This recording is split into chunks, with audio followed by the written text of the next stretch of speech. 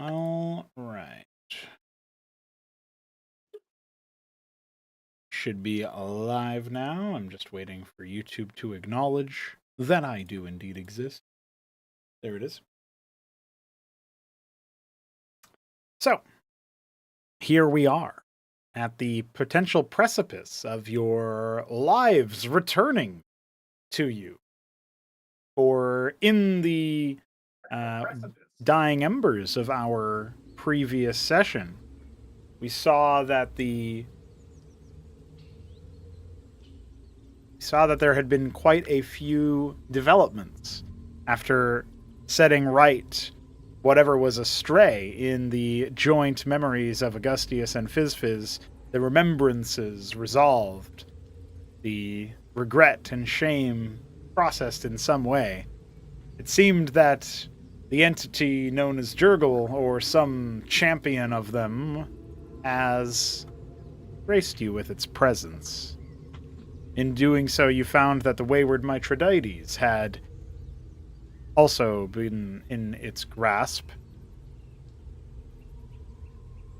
And overall, the conversation with the entity that you suppose is Jurgle seems to have gone as pleasantly as it possibly could have. It is allowing you to depart the domain, it would seem. Yet, a choice is before the party. We have, on one side, the decided sounds of spider-born chittering, seeming to come from the cavern beneath the now liberated Ibinar fort. And on the other side, the chirping of a pleasant forest and a group of humans seemingly calling out about a greenskin. So, those are the informations you received. I believe we had a 3-crow kind of conk out towards the end of that. So if there's any additional follow-up questions that need to be met or any requests that need to be done there, feel free. And of course, Luciferius wasn't around in the previous session due to some other stuff they were dealing with. So we are now in a spot where everybody's back together. But I will have to remind Lucy about something in his character sheet and or in his character thread rather. But whilst I am writing that, if you guys want to get your bearings and talk over your plans, feel free to.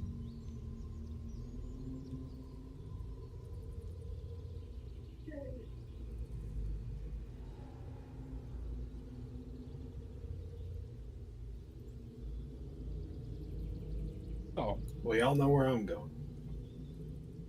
It's Fred the Frog. What is Benson and Augustius looking at right now?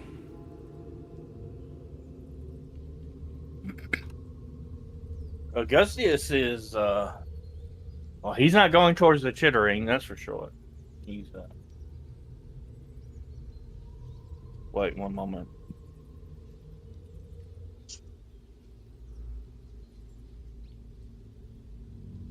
Benson looking one way or another?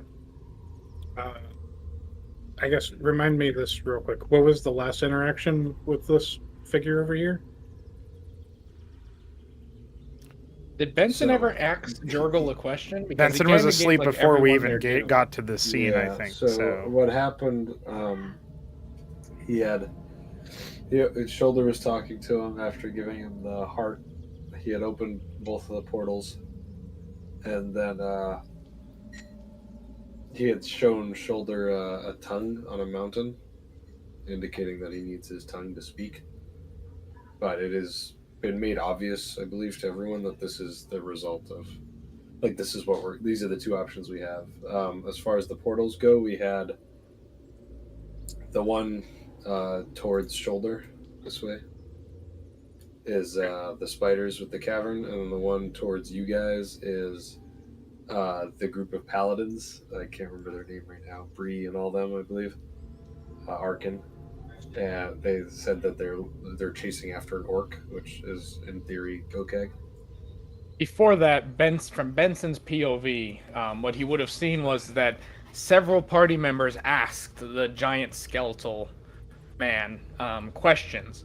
No answer was given, but the skeletal man looked at every party member that asked the question and then had some sort of reaction. In Jason's case, he stepped back and said something like, "This would have to be like this. Is that what waits for all of us?" or something like that, is what I remember. Because Jason, you don't know this, but Jason saw a a mountain of living gore where Mithridates had apparently gone to, because Jason asked why Mithridates was up there. Mithridates also got his own thing, but that he wasn't here to actually get that. And then Benson also saw Shoulder go up after, ask a question, get an answer. And then I don't remember if he would have heard the second question, but I think Shoulder got 2 questions. So it's very clear that this thing is communicating to Benson's party members in a non-verbal manner, and everyone's getting various giving various reactions. Shoulder's being Shoulder and asking more questions of the dead god when one is probably scary enough. Jason, whatever he saw was enough to make him visibly recoil and look somewhat distraught. And Mithridates was levitating around Jurgle, just to be brought down after the question was asked to our level. I don't know if Augustius got to ask a question or Fizz. Augustus did not, nor does he wish to. Oh, yeah. Yeah, you elected not to. You were here, but you elected not to. And then Fizz, did you do anything? I don't think so. I think he only remarked that this means he's not going to be able to see Sovereign, yeah. His ancestor. Sovereign. Yeah. Got you. So all 3 of you saw your other party members ask questions and receive some sort of nonverbal answer after Mithridates was returned to the fold. I'm not a sheep. Are we are we able to act? Yeah, the game isn't paused, so Yeah. but probably for the sake of party dynamics, don't dive through a portal. If you know what I mean. No, he wasn't gonna do that. Mithridates would like to get off the table. Oh yeah, that's right. people There who is should have technically it appeared that when Shoulder was seeking to climb up the table, some invisible force sort of puppeted him up, and so similarly, as Mithridates himself makes an attempt to descend, it's as if he. I guess I would put it to you this way, Mithridates.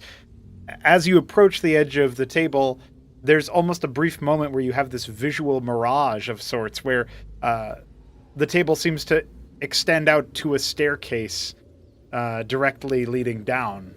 It's only for a moment, but you are filled with that sense that you could simply step forth.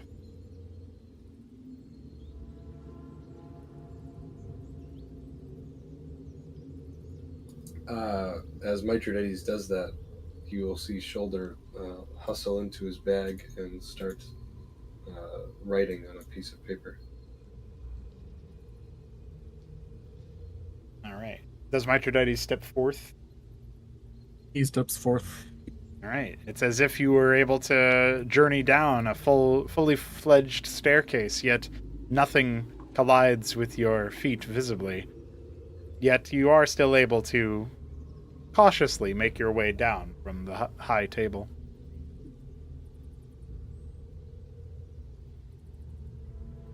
Okay, so just to clarify one last time. So he opens the portals to the left and right. Is it explicitly stated what he is asking us to do, or is it implied that we need to go complete some objective in these portals?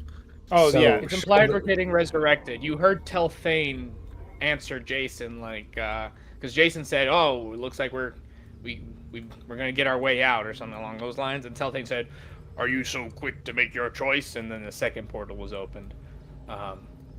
So Benson would know that something to do with our afterlife has been confirmed. Our return to the material world has happened via Telthane responding to Jason. In which case, Benson will take a moment to gaze towards the skeletal figure, but before questioning anything of it, he'll turn back to Telthane. If there is something that it requires that would aid us in leaving this realm complete, then I believe we should do it.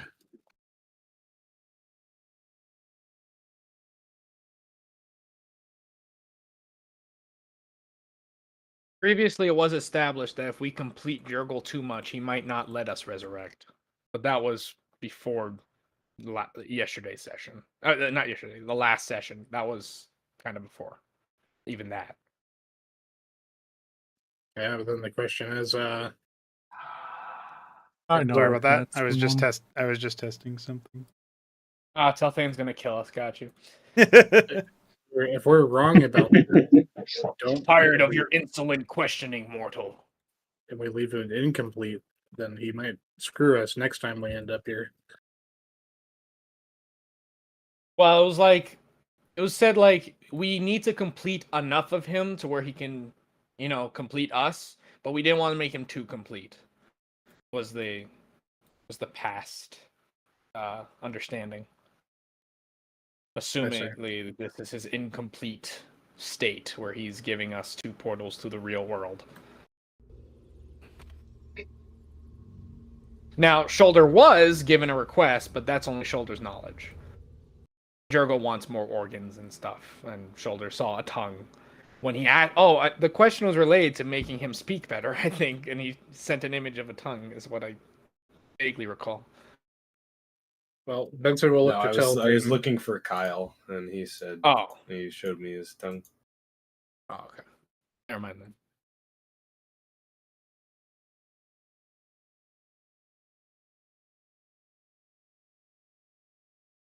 All eyes look to Benson.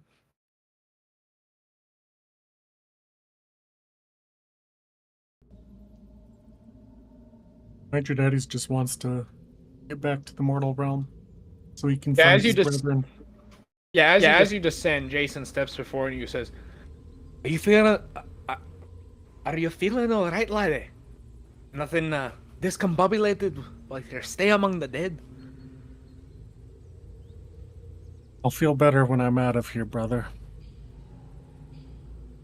Jason smiles and nods before looking to Benson. Well, Captain, seems we got our ticket out of here. I say we take it before he changes his mind.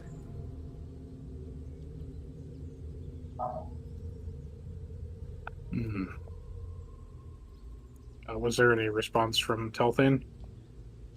Can you remind me your question? I must have lost it amidst everything else. I basically looked at him and I said, if there's something that it requires of us that would help us to leave this place complete, then I think we should do it. And I kind of looked at him for confirmation.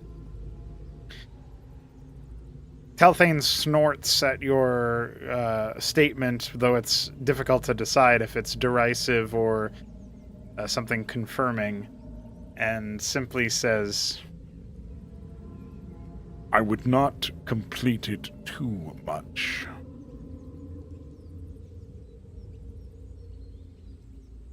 My worry, brother, is that if we were to leave him incomplete, would we also be incomplete in our resurrection?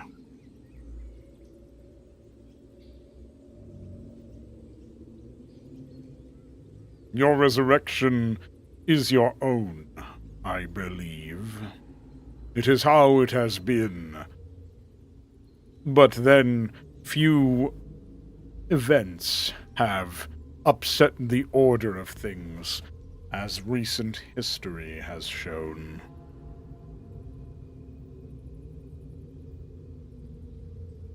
Hey, does this mean Fizz can get bigger?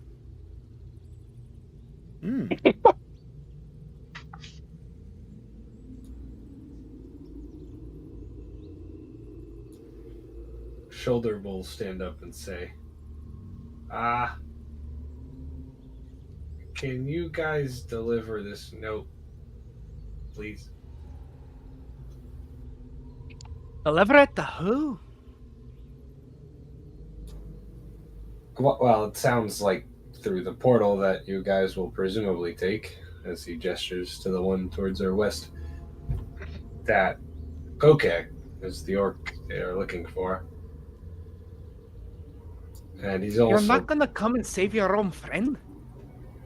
I have a lot of friends that need to be saved, like the spiders through that one. And he is much powerful, and with you guys will be in much more capable hands. And that way I can maybe help the others. And we can all meet at Cestan.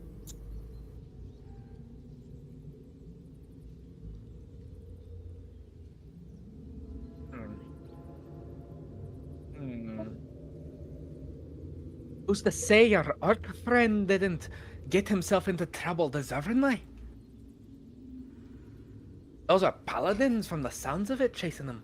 Never known that their lot to be undue persecutors.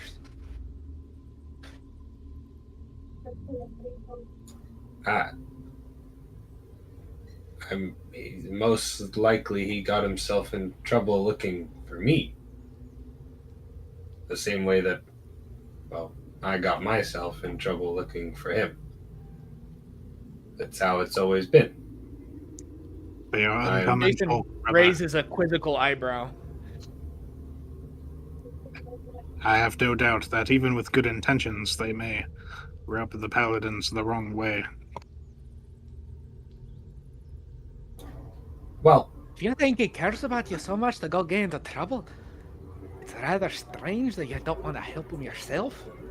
Very selfish of you.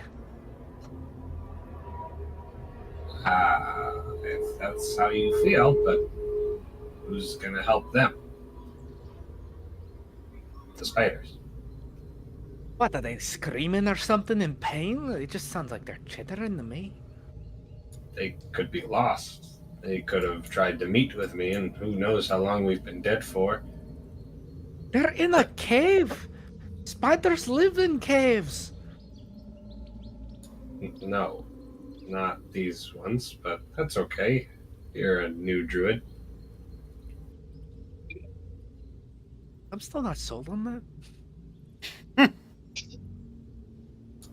He will look to Benson, clearly exasperated, saying, regardless of how some of us feel about this choice, do you think, Benson, that you could deliver this note? I mean, you three have worked with him.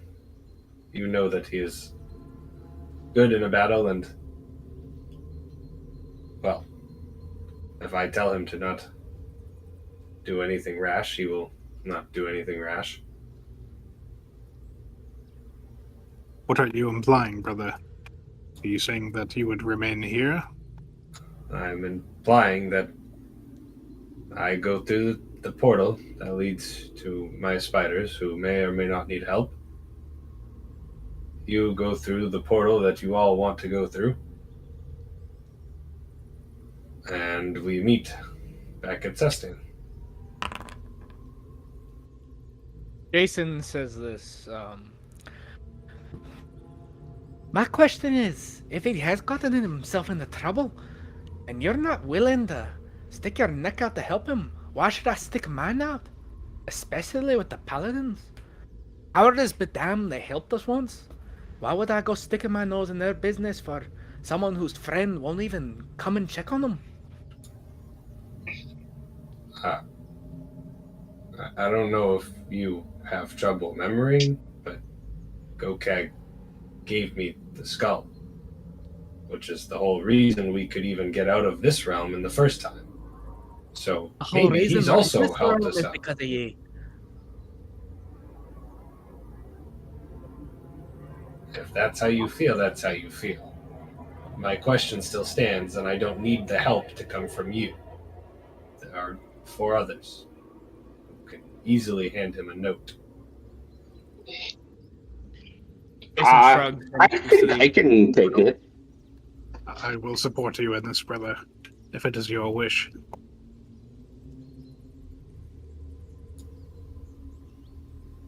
Thank you. Both of you. And they'll hand the note to Benson, but also nod at Fizz. As you hand me the note, I'll clasp my other hand over your talon or whatever the hell you have. And Benson will look to you and he'll say, Brother, I do not intend to lose you in this realm. You must promise me that, if all goes well and you are able to recover your spiders, you will meet with us at Sestan.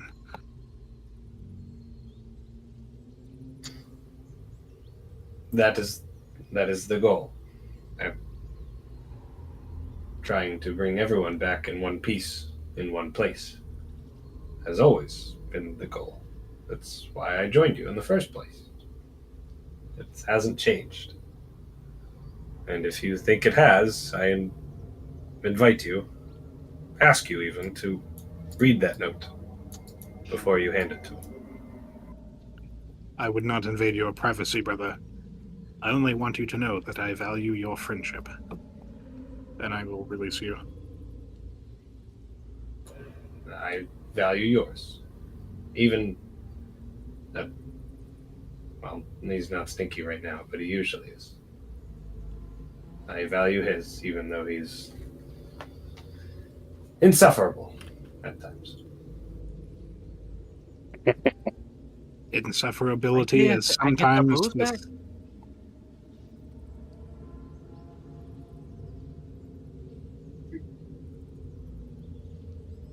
I don't know if you were saying something to me, Jason, but I wasn't intending what I just said to be loud enough for you to hear it. So I'm confused. What were you saying, Three-Crow? Insufferability is sometimes the stench of brotherhood, brother. If your brother has a stench, That.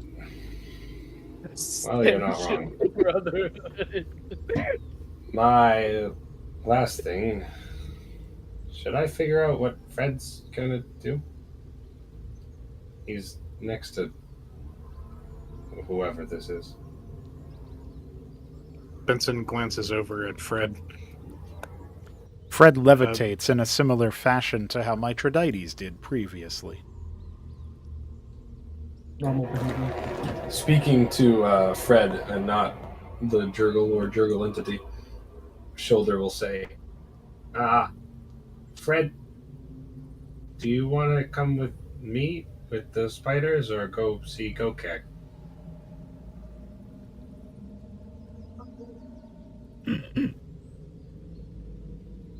Fred's only response is a very slow, drawn out, perhaps almost pained ribbit. And then he'll turn to Jurgle in this case, and he'll go, are you keeping him for something? With a sickening crack of bones snapping under pressure, the entity's head locks eyes with you, Shoulder. And then you are suddenly put before Fred, whose maw opens up to reveal a beating organ, not a heart, not even a pair of lungs, but a stomach, a gullet, fit for a god. Your vision returns to yours. Oh my god. Benson. Fred's stomach is Jurgle's. Well, brother, that would explain why he was able to fit so many things inside of it. Fred, you must let go of your stomach. I will still love you. What?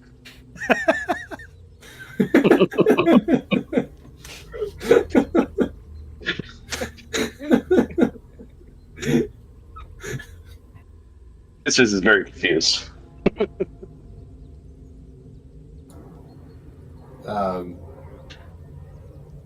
Obviously, that's not something. I mean, that is something he would say. But he doesn't say it. He'll instead turn back to continue to lock eyes with Jurgle and say, I don't know if he can let it or give it back to you if you keep holding him like that. But maybe I could convince him to give it back if we go on a journey together. Another one. We've been on a few. The bones seem to snap back as this entity no longer regards you. Fuck.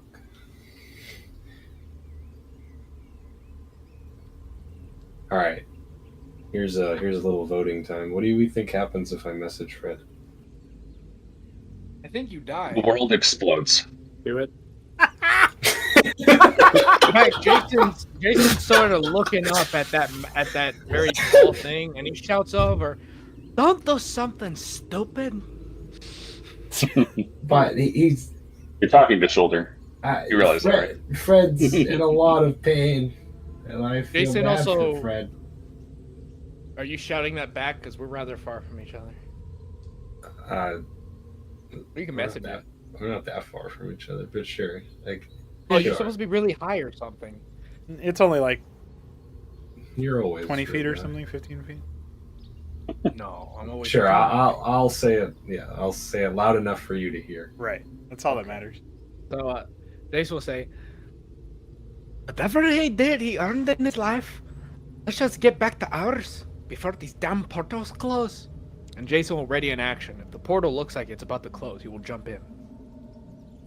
Jason, as you have gotten closer to the portal, you'll hear more, perhaps more pressing chatter. Sounds like human voices, though you can't make out the words they're saying. They're clearly barking at each other. Perhaps orders, perhaps some kind of argument, but tensions seem to have ratcheted up a little bit.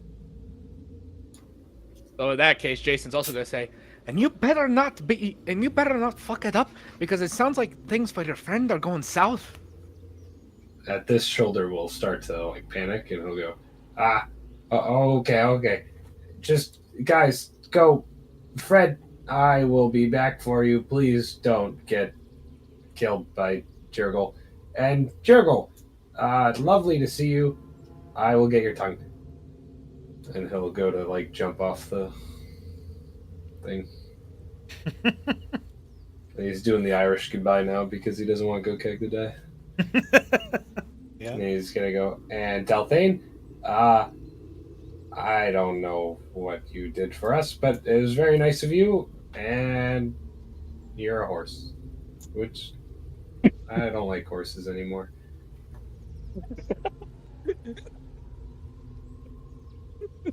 Understandable. Premium autism. Is And then Benson or Fizz coming this way, or are they just gonna... He'll Like, his okay. final sentence, he will turn to you all and say, I know it means less coming from a Kenku, but I should be okay, but regardless, I will never forget all the things you guys have done for me.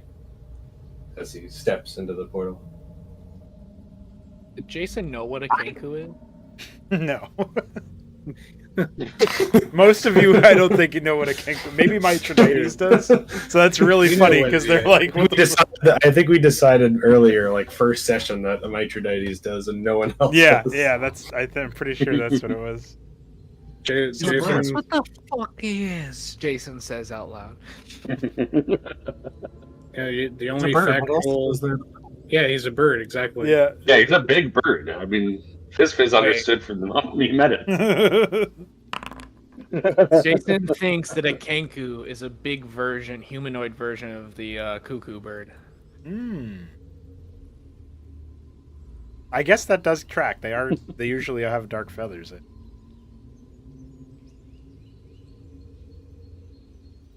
Jason will not leave Shoulder alone around children. He jumps into the portal. Jason, as you jump into the portal, it seems to be sort of casting a strange afterglow upon the fibers that make up the edge of your hair and the ends of your skin. Even your clothing and gear, they are not free from this visual oddity, this phenomenon that seems to cascade and echo your physical form all around you, turning it into a slightly colorful display at the edges. The same vision seems to befall Augustius and Mithridates as they, too, enter. And for Shoulder, the skull of Penser is soon lit aflame as soon as you enter this spiritual vortex.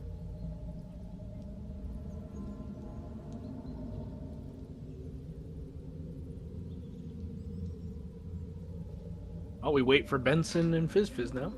What is Fizz doing? Fizz is looking off, like after seeing Shoulder go through the portal, and he's going to say, "I'll never forget you, Big Bird. You ended up being a much better friend than I thought you were." Can I hear Hopefully that we through see the sounds each of other the again portal? soon. Yes, Shoulder, you can hear what he's saying. You're gonna be big soon, tiny dragon. And with that, Fizz smiles very wide and then runs into the portal. All right, Benson, you're up. Benson will turn back towards the figure of Jurgle, and he will say, Well, brother, before we part, it is to you that I owe quite a thanks. I could never have imagined that this path I walked would lead me to come face to face not only with Lathandar, but with you. And for that, brother, you have my respect. And he will do the Paladin salute as he gazes upon Jurgle and he imagines leaving Stead Bursky, traveling to Sestan, meeting his new friends, reliving the battle against his uncle. All of the moments that led up to this, he will imagine trying to, if Jurgle can see it, give him an opportunity to know that experience. There's a moment of a long pause, and then you see a faint glimmer of light inside those sunken eye sockets that previously only showed pure darkness. You think of it as a reaction, perhaps, to what he has seen, the light being more on the blue side than typically associated with Lathandar, but nonetheless, certainly something there. And then, as that light is, very, very quickly snuffed out, a stirring from behind you as a portal appears over Telthane. I heard a portal.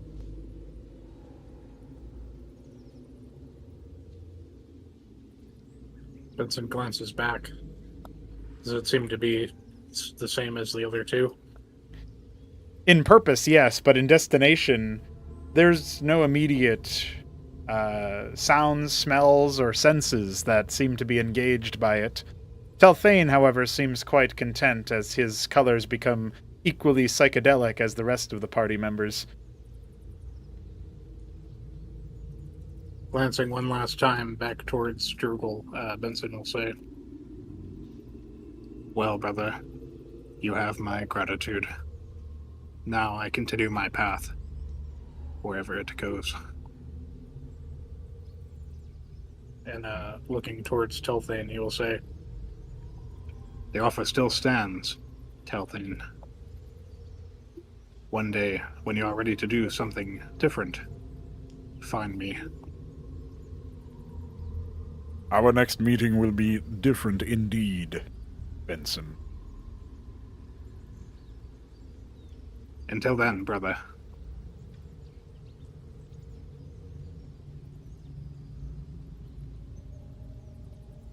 just before Benson steps into the portal,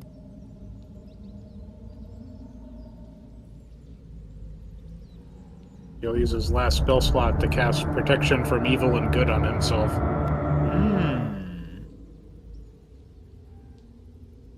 Very wise. And then, with a breath, he will step in.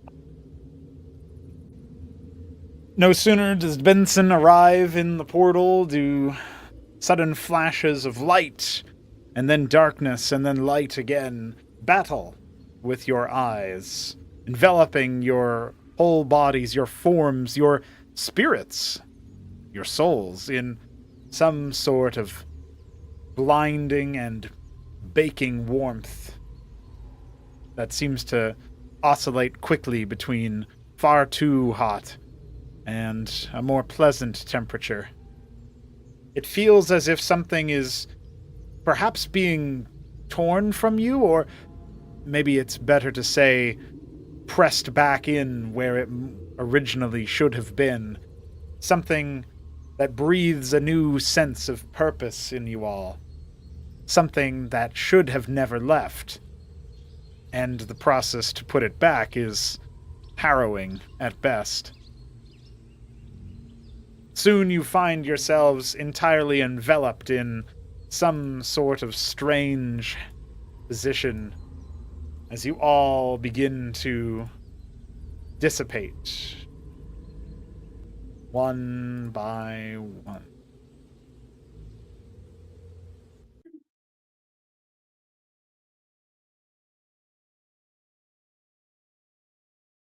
Alrighty, it's time to kill an orc.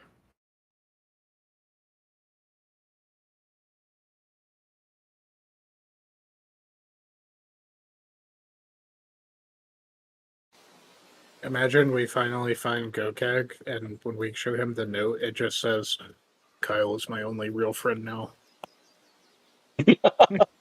You have been replaced. Execute Order 66. Dude, the best part about that note is the fact that you guys will never read it, and it actually talks about some people in there, or it talks about like you guys as a group quite nicely. You can't spoil that. Yeah, Maybe Gokag will tell us. He Maybe be like, doesn't- wow, he must have thought highly of you. Yeah, he'll probably say something off like that, but like he's not going to get into any details. Probably. You'll I see. mean, he's an orc. We'll see what he says. As you all come to, you find yourselves in a very strange location. Indeed, all of you. Oh God, no! Oh, I hate strange locations, especially Oh ones my that lord. crossovers.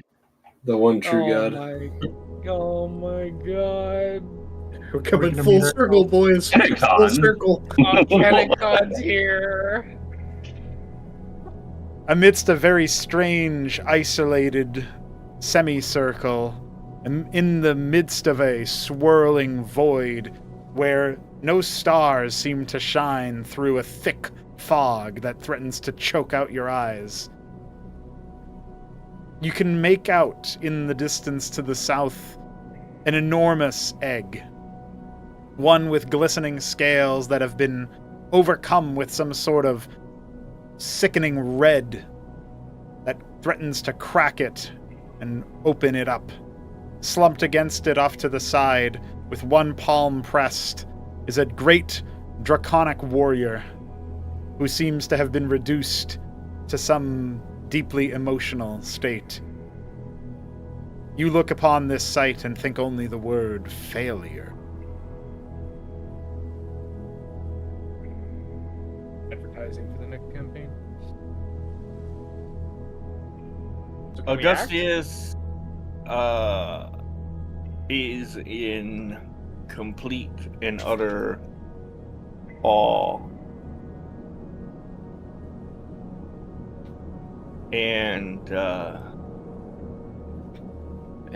his poor little kobold head is spinning. That's right, Augustius. You alone amongst the party will recognize the sight before you as a dragon egg. An artifact of a bygone age. But why stare at it now? And what has afflicted the thing?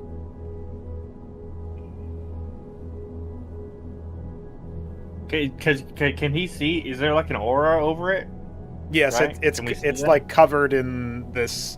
It like the way that ice might crack open. It's covered in those kinds of cracks, but they're deep red, and pouring out of it is some sort of wicked force or energy. My token looks weird, and I don't know if that's just a visual bug or if it's because I'm not here and you're just giving me vision. Oh, it's because you seem less corporeal to the others. You yourself don't notice any difference, Shoulder, but you are partially translucent to the rest of the party. Where are we? What is this place? I have a bad feeling Fizz. about this. Augustius takes a step down from the center and kind of like he's shaky. Yeah. His eyes are wide. And he sees Fizz run up to it and he just he opens his mouth to speak but nothing comes out.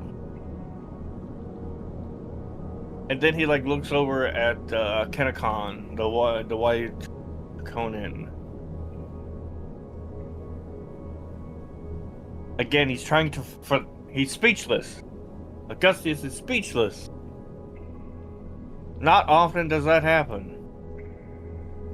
Yeah, no, Jason usually he's steps the forward emperor.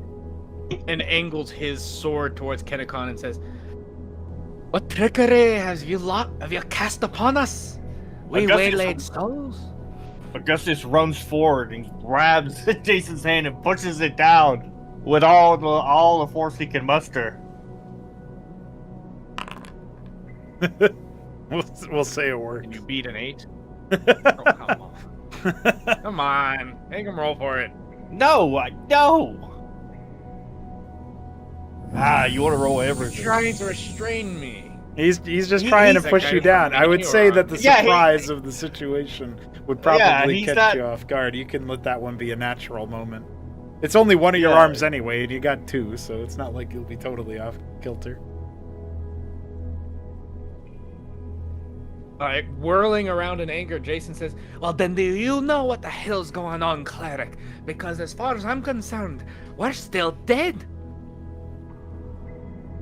It's a god.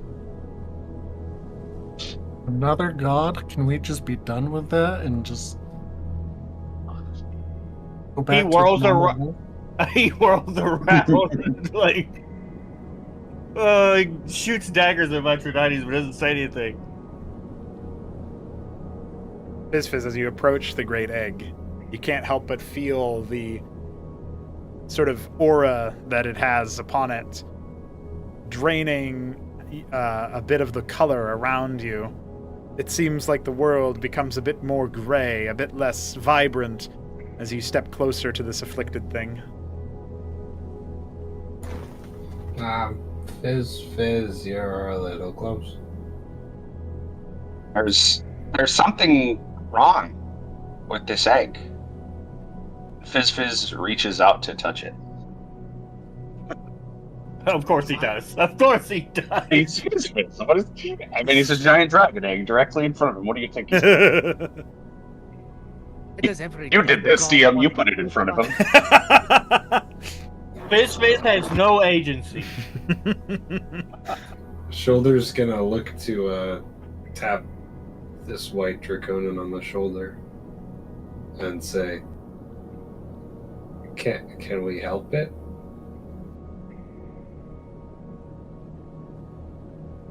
Metroides casts mage armor on the egg. Guess what? Major. Mage armor. No. Probably a bad idea. Roll higher to touch it. Yeah. Is it a willing creature? Does it have to roll a save otherwise? No, it's just, is it willing or not? It seems to be passive, thus we'll say yes. Fizz, around the same time that you look to put a claw upon the great dragon egg, is around the same time that Shoulder taps the great warrior on the shoulder, fittingly. But rather than address you, the Draconin says, seemingly to the young red one, I wouldn't do that if I were you. Little Sprout. This Oh, how cute. eternity is not ours any longer. It is our failure.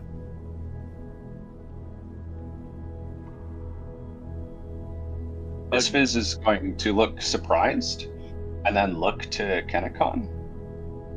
After taking his hand away, obviously, from the egg, and he's going to say, "You can't just give up on it. It's still here. Right in front of us." What the hell does it have to do with us is still my question. You of the living occupy a different role.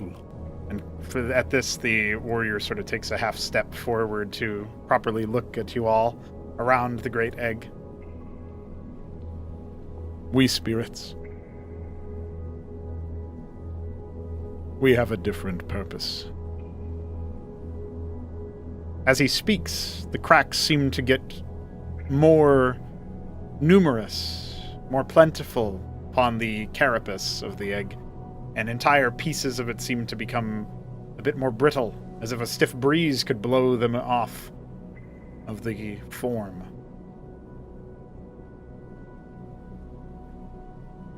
It is time now. The Draconin continues. It will no longer be eternity.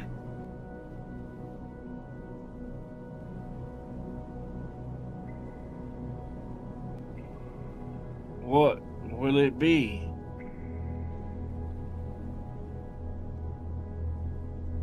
As the scales continue to fall and the cracks continue to form,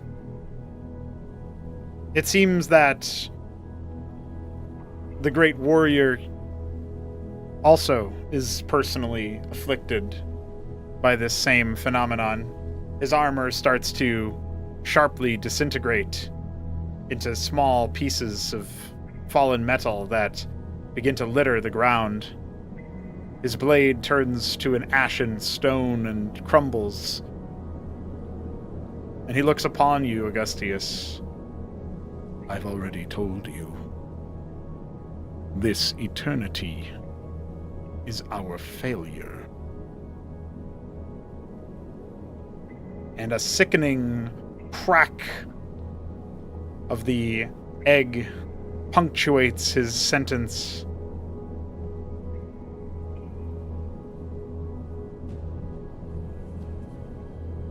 As out from it emerges a hideous beast that you have all never seen before, that you have never beheld before.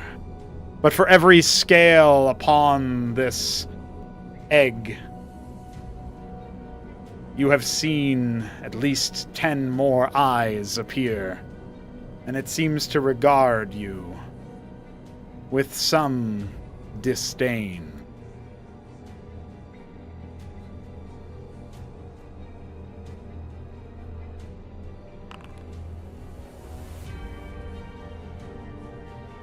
Jason steps forward confidently and raises a blade and says, I don't care what the hell you are, god or demon. I'll send you back to the pit abomination.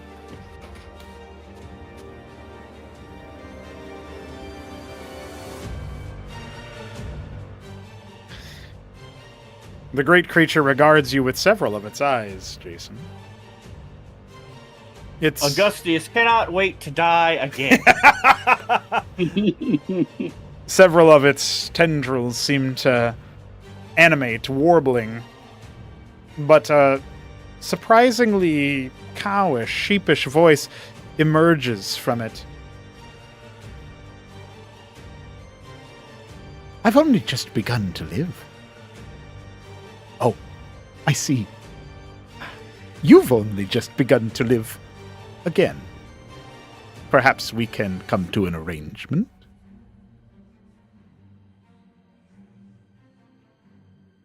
I already earned my soul back from death. I'm not gonna sell it to the first beast that comes across my gaze. Metrodytes interjects and asks, "What do you have in mind?" while looking panicked between Jason and the eye thing. Several of This his is going to Augustius. trigger Augustius, and he's gonna ask Augustius. It's not what's supposed to come out of the egg, right? Right?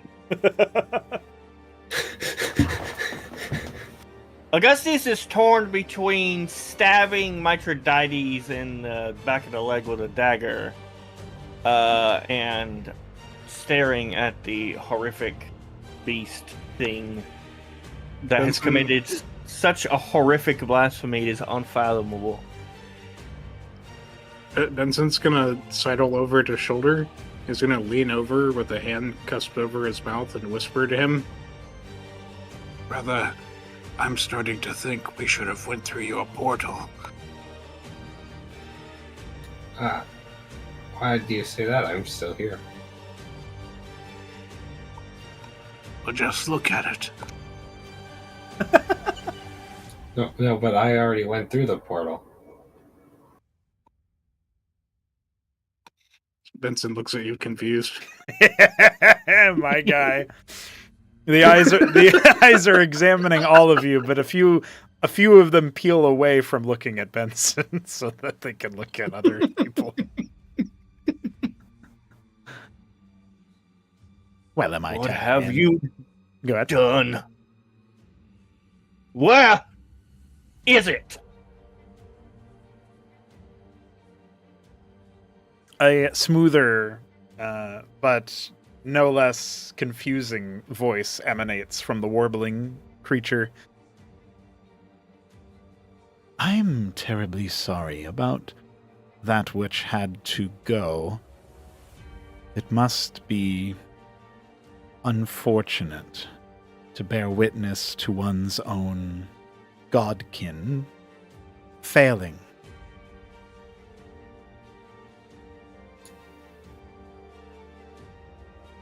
I don't know what you are. I don't know where you've come from. But I will spend eternity bringing about your ruin for what you have done!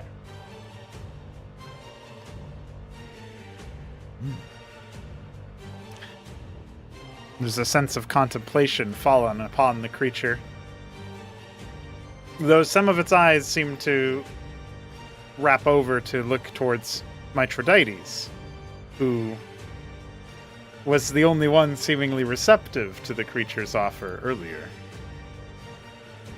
He just doesn't want to die and die again. Yeah. This party and fighting God. Understandable. Like, Jesus Christ. Hey man, I'm not here. Oh, Jason's Don't totally down. worry, to it's throw not down Yeah, right yeah. now, like- Jason's also doing it, so I think this is just an observation, not an accusation, if you know what I mean. Yeah, indeed. Wait, what? Jason also stepped forward to a fight, so Shambler's saying this party of fighting gods. He's I wasn't saying it. I was saying that like Shoulder's actually not here. So Right. he's not even involved in this entire scenario. It's all you guys who are gonna die. Shoulder's gonna be hanging out with us.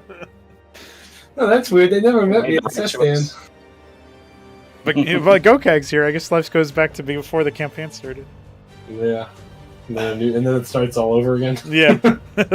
Everybody else rolling up new characters. Well, the creature looks upon you, Mithridates, and then returns to gaze upon all of the party that are present, and says, It would seem that you are in transit. Your souls are already spoken for. I can do little to sway you from your path. But perhaps you will keep an eye out.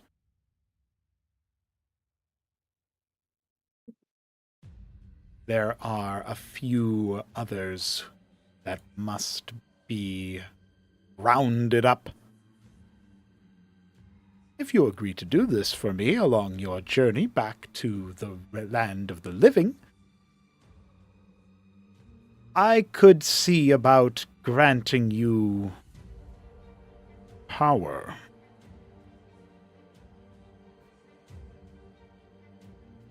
Augustus looks more angry and insulted and indignant than ever before, and that's really impressive because he has been all of those things basically the entire time. He has met the one thing worse than the party. Oh, the level of, if he was a dragon, he could almost breathe fire right now. That's how angry he is. He could almost breathe fire. Jason says, "And what sort of power?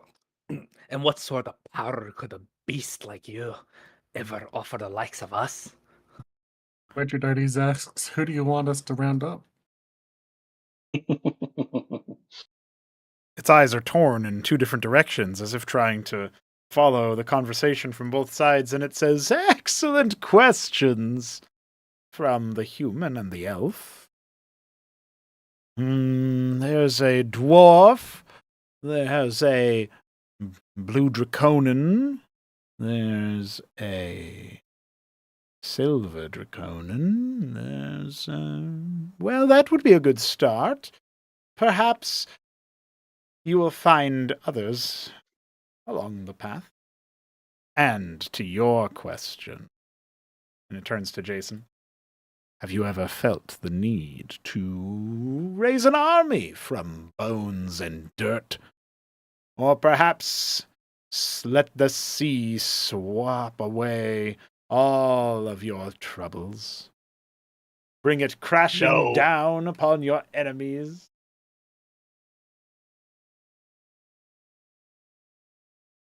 The only beast I it's- seek to slay looks an awful lot like you and waits beneath them damn waves. I'd be careful I'd be careful if I were you. Never mind. Ignore the be careful part. The rest is okay. Okay. Augustius, can you pray to your god, please? Yeah, he'd been doing that the whole time in his head. Okay. Yeah, for let justice and He's, vengeance. he's hoping that he will appear. Unfortunately, not. I don't think so because he's somewhere else. But when you need your god to show up, he just doesn't. Mm-hmm. Yeah, It works. go figure. Augustus. I'm no longer in the service of offering righteous souls to damnable creatures, Jason says to the beast. Augustus Augustus wrath is righteous. gives a look to Mithridates that says, "I'll kill you." And it's not subtle. It's very obvious. A venomous stare indeed. I don't think Augustus likes what you're doing. You'll hear from behind you. He is a warlock. Benson, as you step onto the third of such panels, platforms, you get the sense that at once a great and powerful and wise elder took place here, took position to preside over certain important dealings related to the heavens. But any further connection is not immediately obvious.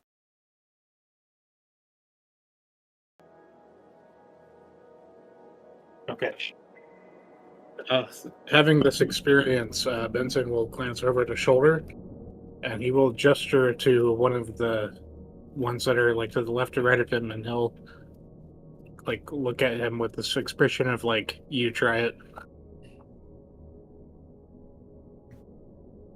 I'm so glad that the Paladin is off fucking around. Yeah. Useless. You know, motherfucker. Hey, Benson doesn't fight gods, alright? Come on, dude.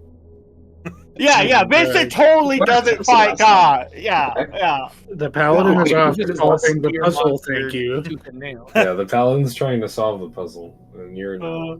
Goober. Oh my god. Metroides so asks just what to will recap, we happen have a to the hard no, a soft no, a maybe, and did Fizz given I don't think Fizz has really offer. said much Um, besides asking Augustius about the egg. Yeah, and then asking him if he could pray to his blood. Oh, yeah. What do I feel? So a Nothing. soft no, we'll say. There's no reaction to you standing on the place shoulder. Like, why would that Ah. work? Benson, I don't feel anything. Hold on, brother. I have an idea. Oh my god. Oh I my god. like your ideas. Benson's gonna break off a little piece of ration out of his pouch. He's gonna try to throw it at Mitridates to get his attention. Oh my god. You could just call him. Why? It's Why, 45 why feet. is this what your character would do when besought by, fucking Lovecraft's wet He doesn't dream? fight cops. What, the Lovecraft's wet dream is currently preoccupied with you, Augustius and Fizz. Yeah, you're Last seeing time your you friends literally get just increasingly violent, and then yeah. like I Jason think has it's his just sword him drawn. trying not to have Benson immediately attack it and then get us all killed. I mean, I guess that's fair enough. Got Well, that's what Jason's he did gonna last do that time. for him at Oh this man, point. I Unless was this excited for creature the solo campaign. sends us away.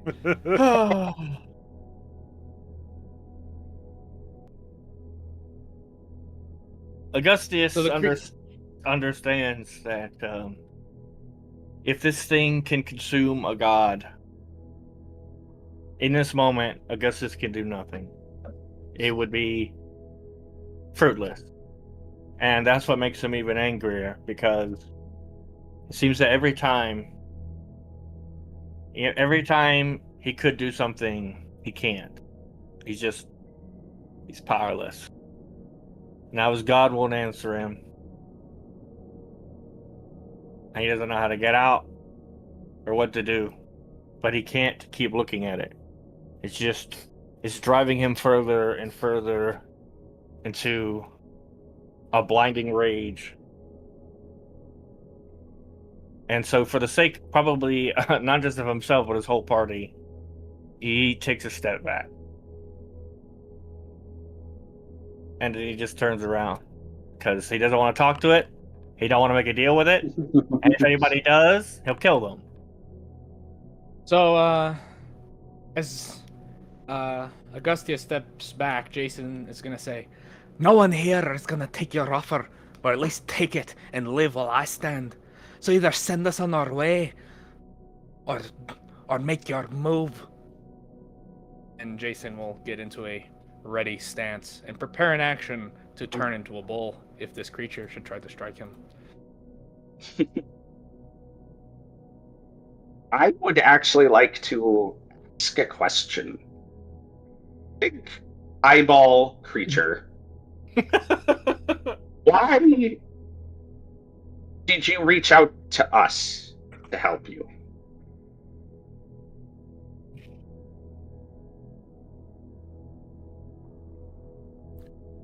A booming voice that could only belong to the same large Draconin that once spoke and once stood here responds, "Little Sprout, new-bound souls have the highest form of energy, the most flexible ability to travel the spiritual realms. You have been graced with this attribute, and the entity that I now reside in has need of that attribute.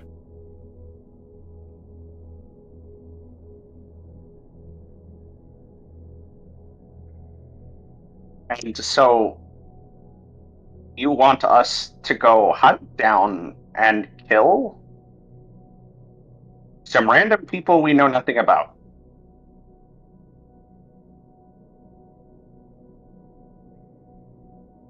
We do not ask you to kill them, just to retrieve them. Should you accept this pact, well, Your word will be enough. However, it does seem as this will sow division between you all, and we cannot have newbound souls killing one another. It would be unseemly. You'll notice the voices of this creature seem to change with sentence to sentence. And you tell us what you are?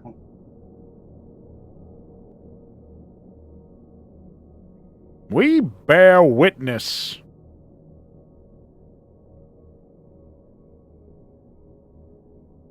That doesn't explain anything. I know what the hell you are. You're the abyss that's waiting for us all if we ever pass on without Jurgle dragging us back in. I want no part of it. That flesh heap.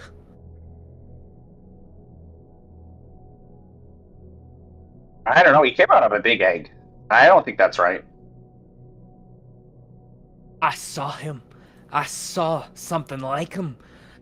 Waiting when I asked what the hell happened to Mithridates. And Jason looks at Mithridates as he leaves. A suspicious look that has never been there before in regards to the elf. And I still wonder, perhaps it wasn't Jurgle that set him free. As you look back, Jason, you see Benson pointing at one of the circles. Jason ignores that totally. It's a fucking chair. You have seen the world of wonder. A word of abomination. It lives and breathes. How is this not a world of wonder? It ain't human, whatever it is. Be gone, I said.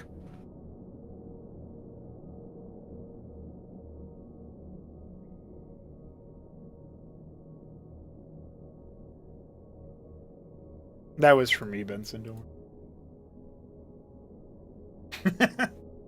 worry. I was trying to write that in Celestial. That would have been funny. I fucked up.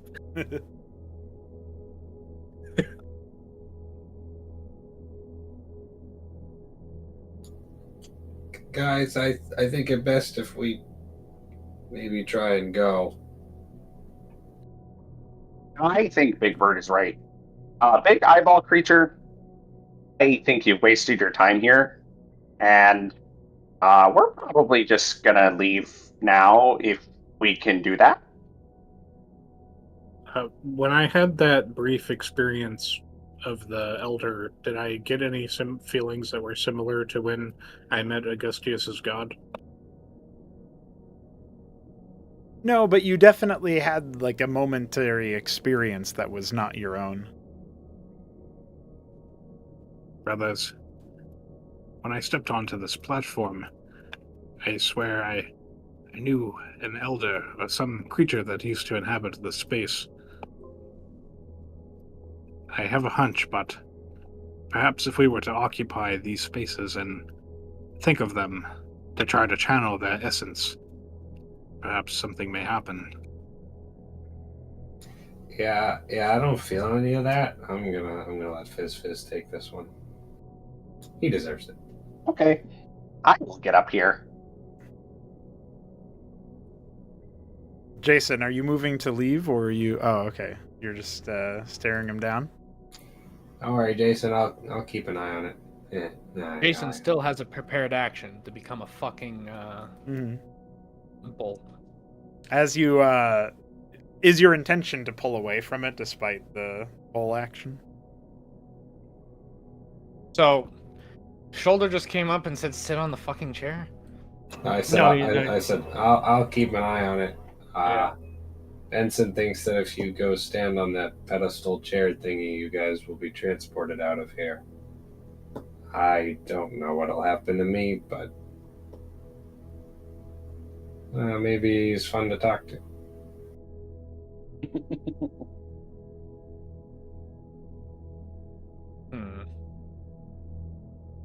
Alright, does Jason have any reason to believe that sitting on 5 random chairs will teleport us out? But Benson told you he had some kind of vision when he stepped onto his, so you'd be Yeah, but- taking his word for it. Last time Jason trusted you, he died. And you probably trusted him That in is a here fair point. a few times. Last time you trusted him while you were alive, you died. You are Yeah, alive it's again, true. We're according about to this be alive creature. again, but Right. So you either sit on the chair and something happens, or you stand still There's- for the entire of eternity. And hold this fucking thing.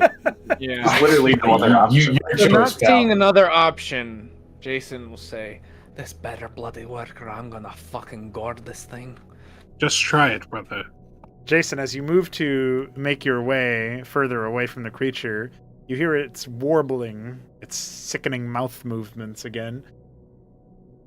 And the voice of a small child appears to emanate.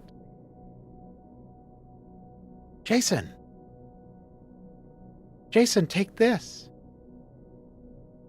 And the squelching sound of an organ being torn from a socket is filling the chamber as an eyeball pops out from the creature and lands just next to you.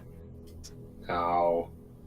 No, no, no. Don't do it, No. brother. What the fuck? Do I recognize that voice, or is it just a random child? There's something oddly familiar about it, but you can't place it. It's just very unsettling. If there's anything that I have taken from our many arguments, Jason, it's we do not accept offerings from obvious demons. As he says, Augustius looks over at Mithridates. Jason stabbed the eyeball with his sword. You need to say I anything. said I'd make no pacts with devils, and I meant it. Benson looks over to Augustius and he will say, "Quickly, brother, join me in imagining the visage of your deity." And Benson will close his eyes and think of the dragon god that once greeted them. So you're slashing the eyeball? Yeah, he's like putting his sword straight down into it.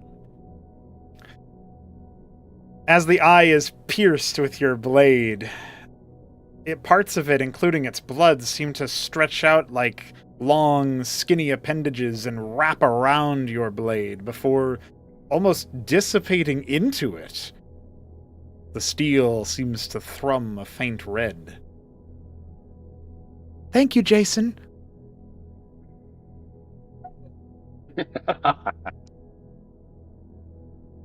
Jason makes the sailor sign immediately and starts to try to think clean thoughts or whatever the hell Benson was to get out of here.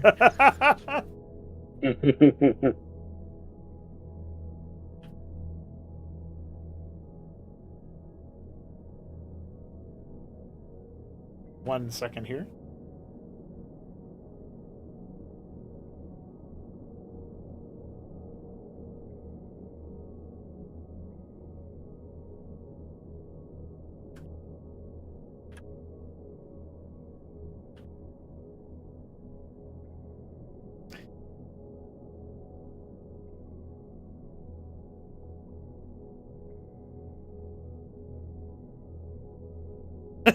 I still can't believe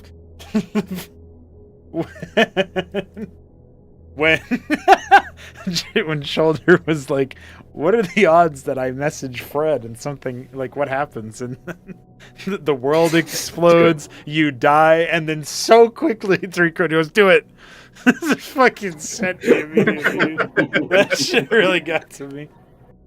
Well, my favorite is didn't do that, and the world still seems to be ending anyway. Nah.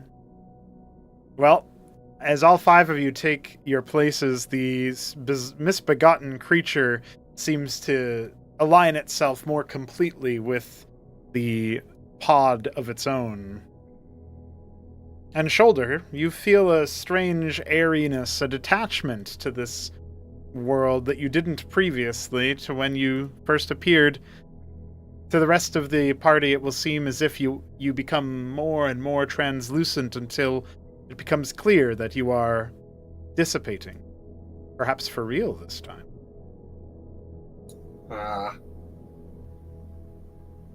I feel weird.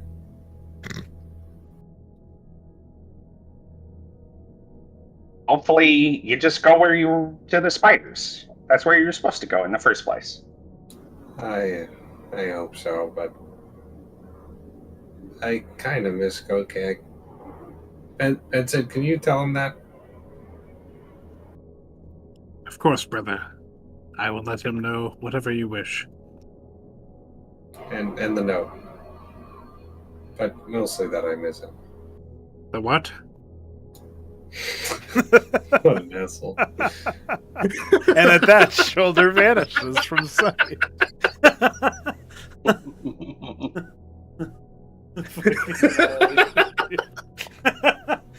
Devastated.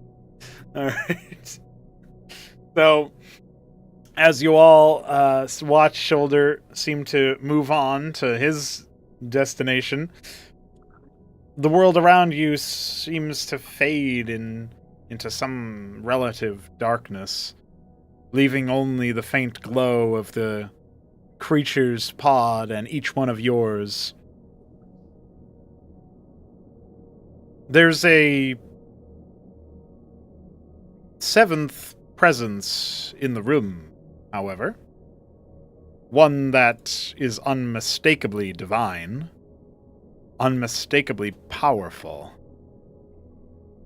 Two great orange eyes of fury seem to stare from the darkness behind this enormous creature. Another god? The looming presence seems to gaze upon each one of you, but linger on you, Fizz. The snarl, the snort of a great beast. Hey. Is that you?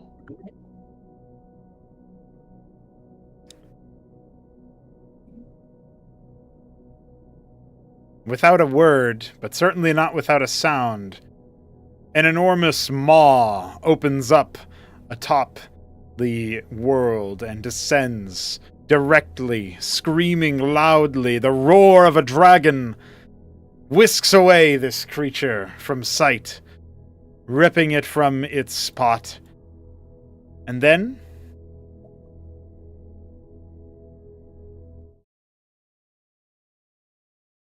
it seems as if Oh, birds. there is a sudden rush of flora, of fauna, chittering of birds, and perhaps a land more familiar than you expected, less blackened by twisted magics, more pleasant, more good.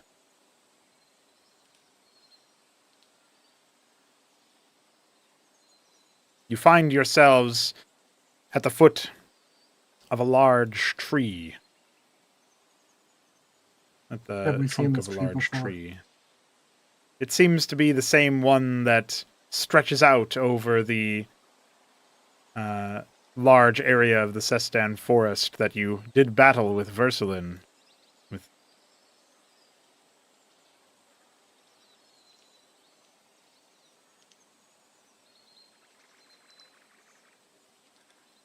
And you're not alone. Be seeing.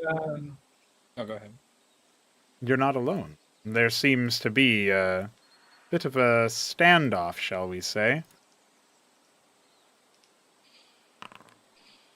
An orcish standoff, as they call it. Indeed. And just like that, Uh, it's time for a break because I got to use the bathroom. I have no visibility. Yeah, that's okay. You will. Where are you in this list? There you go. All right, I'll be right back. Oh shit! Swear It's to God, him. Colin, if you're actually Gokek, Before you go, I just want to say that the first thing that these people will see is Jason getting up, walking forward, and just He already chugging left. a piece. Oh, so over. 3 Crow, what were you gonna say? So that if you're Gokeg now, I'm gonna fucking laugh.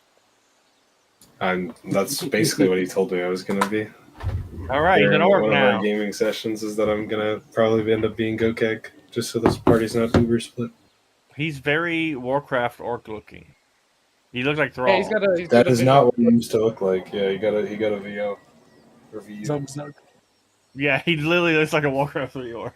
Yeah, I thought he was supposed to look This like is a this is what happens when you go to prison. You Hey, come the back. Steel and- Watcher's yeah. here. I'm You, like, you what the get, hell? you get. This is what happens when you fucking die. Yeah, yeah. That's right. Oh, yeah, yep. So he was originally a Warcraft 3 ogre, but this is what Jurgle remembers him as now. Mm. No, he resurrected and he took Telthane's thing too literally and literally chose what he wanted to look like. So he made himself Giga Chad. I mean, would I you think do the actually same? Shoulder rewrote in the book. He's like, Gokeg, random ugly guy, and he's like, no, Giga Chad. Giga Chad orc. Crosses out and rides Giga Chad over. Gokeg, strongest orc around. Augustus is going to pull on All right, I'll be there. Jason's tunic and hold a claw out for some We're not ale. doing anything yet because he's bio breaking. I'm getting food. I'm gonna also use this opportunity to BRP. Now there's 2 warlocks. Also, I gotta say, there's a serious like a brother here. Brother. I'm not Is talking Bree about. Arkin and Carol. I'm not talking about my brothers in arms. I'm talking about my brother. Oh, your brother. The dog? Hey, look! Hey, look! The robot. The robot is over there. The Meccano brother. Yeah, Meccano brother. Because he has no soul. I feel so bad for Gustius right now. Feel so bad for like basically everyone in the party, honestly. Yeah. I don't know. Except for Mithridates maybe- came out ahead. Except Mithridates, he don't give a fuck. Except Uh, for And you know, hey, at least he was smart enough to know I should probably He's a- not take a demon deal in front of the cleric. He's alive after meeting many gods, and that's a win. Yeah, at this point, Augustus is sick and tired of meeting gods. He's about done with it. Like, he doesn't even want to meet his own god anymore. I mean, he does if it means like justice is done. Otherwise, he just doesn't want to be bitched at. Pretty much. He doesn't want to be bitched Every at. time I see my god, he just yells at me. So I think I'm done with that. He's just like, yeah, I like it more when I just talk to him in prayer, not when he shows up. Mhm. When he's Yeah. grumpy at me. I don't like it when he talks back. As if it's my fault, as if I'm the bad guy. That's right. Yeah, Augustus is I going didn't choose to through fucking die. an existential crisis right now. So, as I think any realistic character would, unless they're just deranged or really stupid. Hey, that applies to many of us. Yes, that's exactly why I said it, my friend.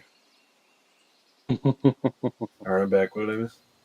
Nothing. I just Properly labeling us as deranged and stupid. yeah. What did I miss? I missed the context. now. I just said that Augustus is going through an existential crisis right now, as I think any realistic character would. That's not deranged or stupid. Hmm. And Lucy said, "Hey, that applies to most of us." And I'm like, "Yeah, I know. That's why I said it." Yeah, you guys are back in your bodies. Yeah, it only took trauma and then watching a god be consumed Mhm. inside out.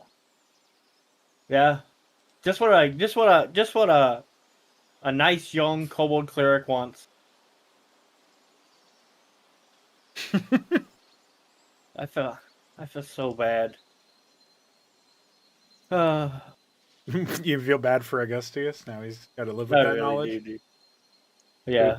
One day we're gonna encounter Shoulder again, and he's gonna be like the fucking Spider King. He's gonna have a legion of spiders. But you know what? At least Benson didn't just stab it with a sword and we all die again. So Alright, that's character development. Pro, I have a question. Mhm. So, are we just like typing about what Shoulder does in off time, like treating it as off time, or am I gonna get like a silly little solo session in between? Well, I have an idea about that, but I'll have to tell you that about that idea later. So probably in the middle of the week. We will see. All right. I don't know if anybody is also. I would say Fizz isn't deranged. He's just stupid. No, Yeah, I don't even think yeah. Fizz is stupid. He's just ignorant. He's just so Shoulder's not deranged and stupid. He's 12. naive. I mean, that's. I return. He's so naive to the way the world works and what's going on. I mean, It's good for him. Benson's pretty wise. So like, this whole Venn diagram's a little silly. Benson's pretty wise. Yeah, he just solved that puzzle for you guys. Benson's just, a Buddha, It Yeah. appears stupid as hell, but it's like he's the chosen one. What do they call it? An idiot savant? Yeah. I guess he has just had an aneurysm in real time. An idiot savant. Yes. Very nice. Oh, hey, you didn't Royal Road this. No, I just thought it was that's so funny definitely a that he like contested strength check if you wanna try and stop I- him. Look at it. it made me laugh. I mean, I yelled, but I was laughing. Vincent's just like, yeah, I'm gonna be way over here, guys. It was like, what?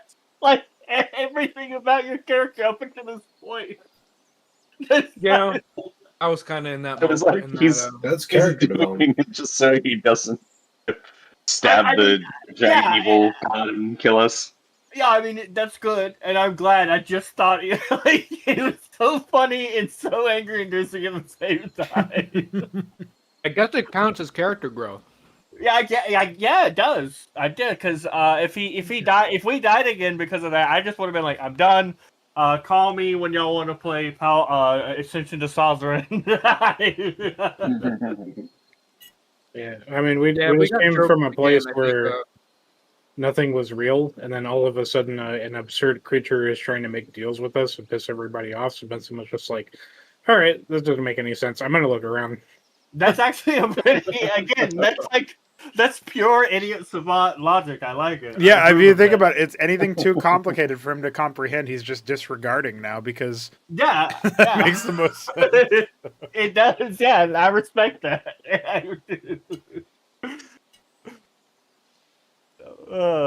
Benson would be the definition of guys who can't get the hint.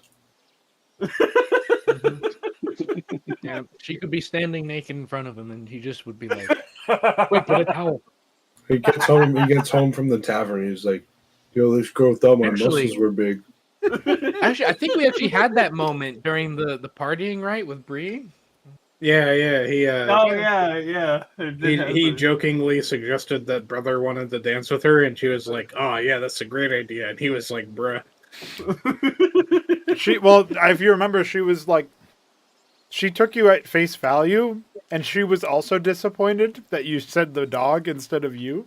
But then she was like, Yeah, I guess yeah. I will, to make you happy. So you two are made Man, for each what? other.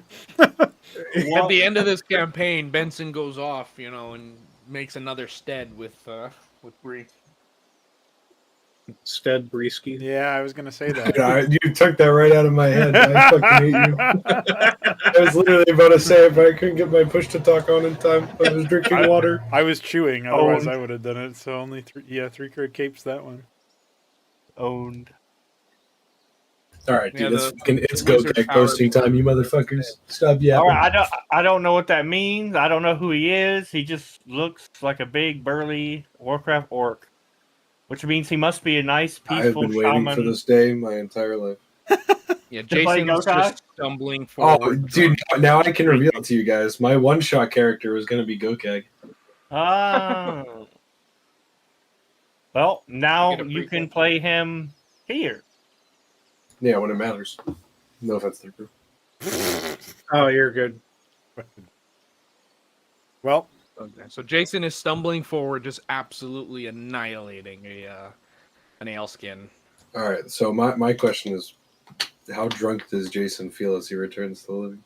well, he's not drunk at all. That's He's my question too, entirely actually. bone sober. But as soon as he he starts drinking, it tastes of booze again, and he can feel that head rush as he downs more and more of it. Hell yeah, drink man. He's just chugging. He's just going, and he just keeps going forward. Totally, Please he never make that noise again. What is wrong? Well, as you all manifest, you're going to hear exclamations from the paladins who have their weapons readied and drawn already. And they seem to be standing across from a very alert and slightly nicked, like maybe an arrow nicked him or something. Slightly nicked orc holding a battle axe, breathing quite heavily as he regards the rest of you. taking his mouth away from the aleskin as he finally stumbles forward, having emptied the entire thing in one go. Jason looks to one side and then to the other, and he says, "All right, you cunts, put your weapons away, or I'm gonna become a bull, and I don't give a fuck who you are." Oh, Gusty's size. "Jason, is that you?" exclaims Arkin. What in Lathandar's name?" And then he turns Yes, over and looks over we're at the all rest back of you. from the dead. The dead? You see Carol sort of grimacing, and Bree's brow is furrowed, although there's some concern on her face. They all are looking at you very concernedly. Reggie Daddy says we got better. We died a lot. Like as dead as you can probably get without permanently being dead. What the?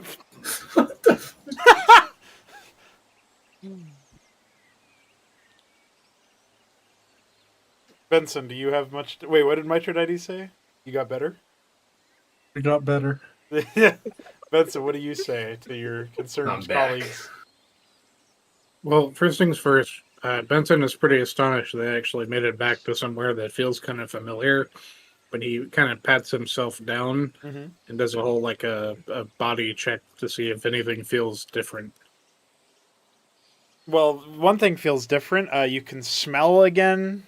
You smell the verdant forest scents, the sort of leftover residue of burnt ozone is faint upon the nostrils, some indicating heavy magic use not long ago.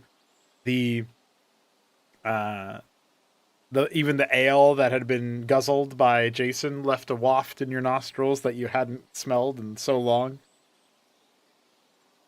Then you also feel a faint breeze move through the trees and bristle your hair, making the back of your, the hair on the back of your neck stand up a little bit with cold chills, but not like uncomfortably cold, just cold enough to notice the fact that you can once again feel temperature.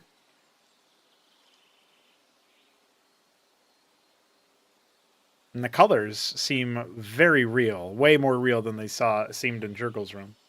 Almost too real, almost headache-inducing real. Taking in the sensations of being alive, Benson glances around, taking a few steps, and then he sees Carol, and he rushes over to him, grabs him by his shoulders, and he says, Brother, we're alive.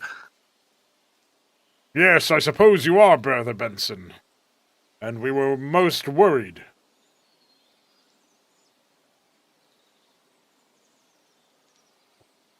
He gazes over the paladins.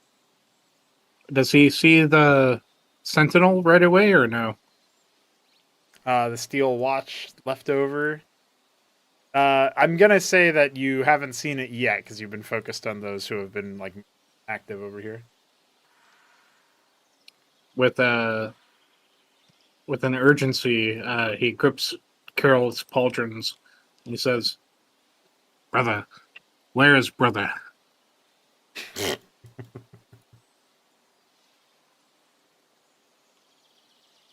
The Hound. I haven't seen him since you disappeared. No. I had hoped that he had returned home to wait for me. Well, perhaps he too is loose in the forest, waiting to return, as you have.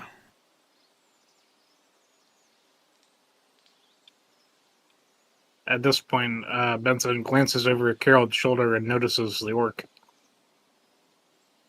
Is this your quarrel, brother? Speaking of the orc, 1 second, he's going to vanish and then reappear.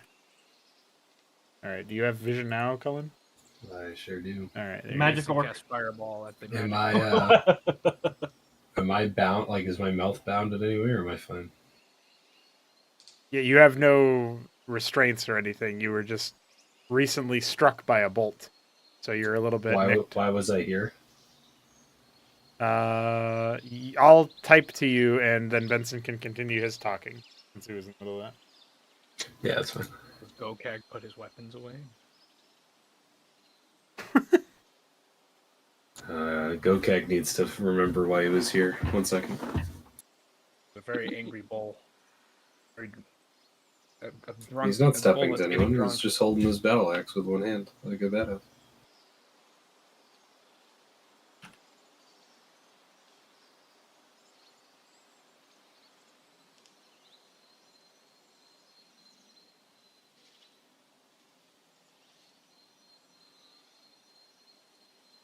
So is Benson saying much else after the exchange with Carol? You saw the orc, so I don't know. Did he respond to my question? What was your question? Is this your quarrel, brother? Yeah, that's right. We've had a lot of creatures skulking about in the past month. This orc is the least of our worries, truth be told, yet it does us no good to have a waste warrior amid Sestan. Looking at the orc, does he resemble anything that Shoulder has told me about Gokag? You saw Gokag. Yeah. Meet Gokag. Yeah. We met Gokag. The original 4 met Gokag in Jurgle's realm. The other 2 haven't seen him yet. Just not the kobolds. Doesn't he look different now, though? Well, yeah, I gave him a different Exactly token, but yeah, he's supposed to be the same guy. The character looks the same. Okay. Yeah, I just visual buff, like I replaced the model in Cause Monarchy. Same thing. Hold on, brother. We have a message for him from the other world. Carol simply grunts in confusion. Benson approaches Gokag and fishes out the note that Shoulder had given him and says, "From your bird friend." Oh, he's Big Bird's friend? We found him a lot quicker than I thought. Recognizing Benson, Gokag will accept his approach and say, like before you hand him the note, he'll start to say, like, where is he? And then as Fizz approaches, he'll be like, and who are you, little one? As he takes the note out of Benson's hand. Oh, I'm Fizz. I became good friends with Big Bird. Shoulder, I mean. Yeah, he wanted you to see the letter. I see. And he will begin to read the letter. You will see his like facial recognition change as he reads parts of it, and then he will, as he finishes the letter, he will kind of chuckle and go, "Well, he speaks very highly of you. I was trying to return to Sestan to meet him, but well, here I am." And he'll pocket the note. I don't Paladin's suppose... no longer looking like they're gonna murder this guy. They're all quite on edge, but they have at least angled their weapons downward as they surmise the situation. This is a friend of our friend. Shoulder, brothers.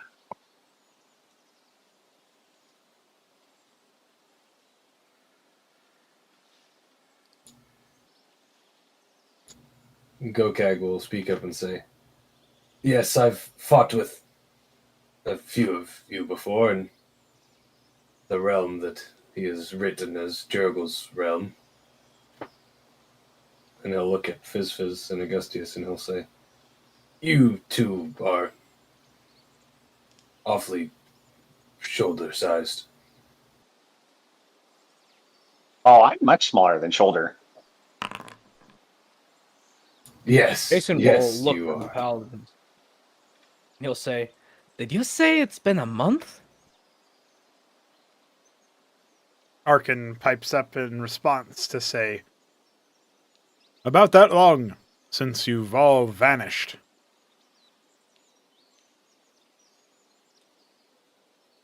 Well, I guess trying to kill Versalin and getting disintegrated will do that to you. Wax your sense of time and all that.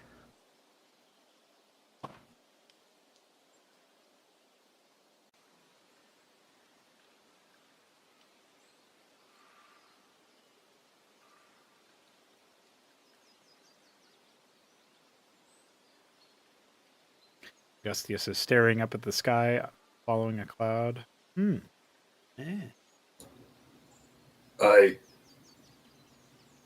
Look, the note says that he is helping some other friends of his in the caverns. Perhaps we could just lead me there and I could be out of the way, so to speak. I'm afraid we know not where he has gone, brother.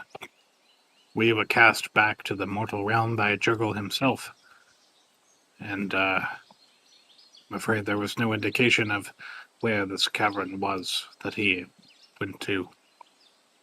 Pretty sure it was said it was the Ibinar Caverns. Well, Shoulder identified it as such. I can't remember if he said it publicly, like out loud, while Benson was around. Did he shoulder? Did I'm Shoulder trying read? to remember. I don't know if he said it out loud to anybody, actually. Just said that the spiders need his help or whatever.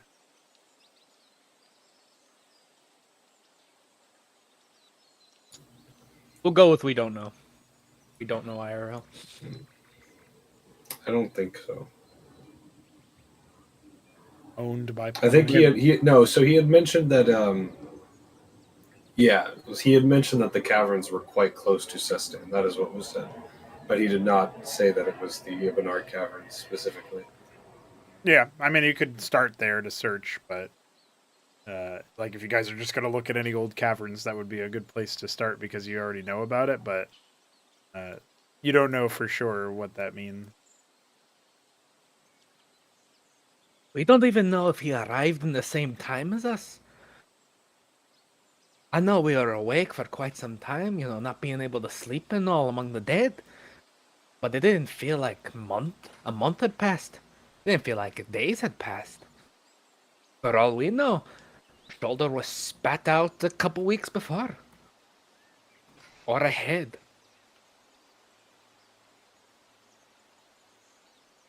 I don't know, brother. If he had been sent back earlier than us, then surely he would have encountered his brother here.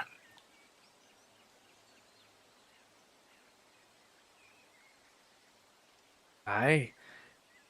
Perhaps it's more likely to be ahead than before. But still, not exactly like this is a particular place. It's just a random spot in the woods. A lot can happen in a couple weeks. In any case, he is his own bird and he knows how to find us. Probably. Aye, and we have our own troubles to worry about. Like flesh beasts. And while I respect the respect that he has for you all, I must. It's been far too long. There's a lot of stories to tell. Any leads. I'm having trouble finding it within myself to be more patient than I already have been. He asks me to wait, but I don't know if that will end quite as well, especially since they don't seem to like me in Sustan. Jason turns to Bree, Arkin, and Carol and says, Is there any other reason than him being a waste wanderer that he's not welcome in the town? Has some calamity befallen it since our disappearance?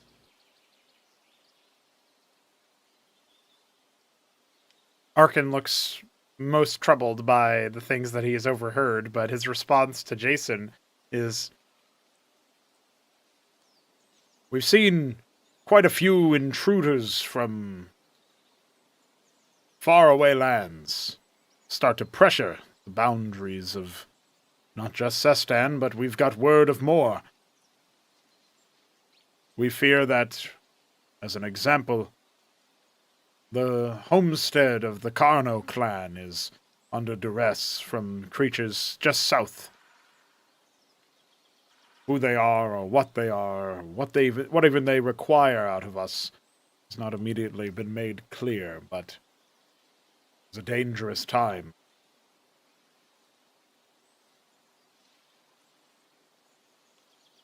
Then you need every blade you can get, and if it's a friend of Shoulders, then he's a friend of Sistan. Since we all agreed to meet up in the town anyway, it only makes sense that you let him go with us into town to find our friend. Doesn't that sound fair?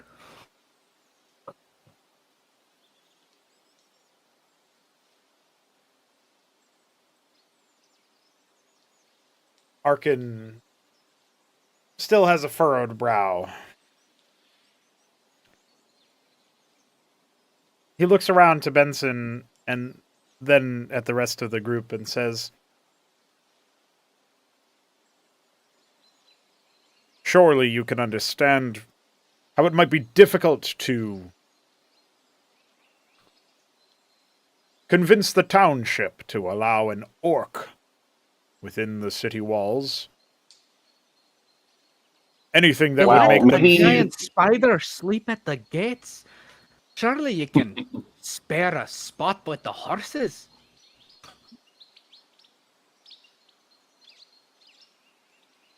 If it's that much of a problem.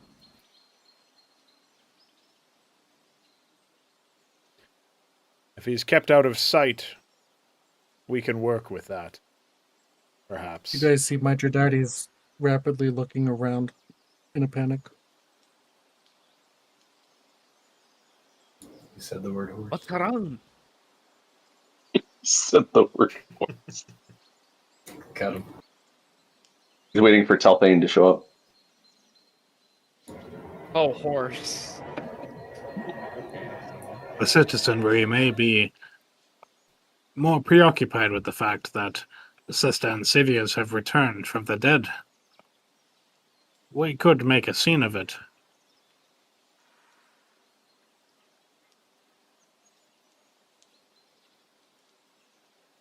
Things are a bit more dire than that, brother. I doubt the city will be in favor of another celebration, seeing as how soon it turned to horror after the last one. Horror, you say, brother? What has occurred in our absence?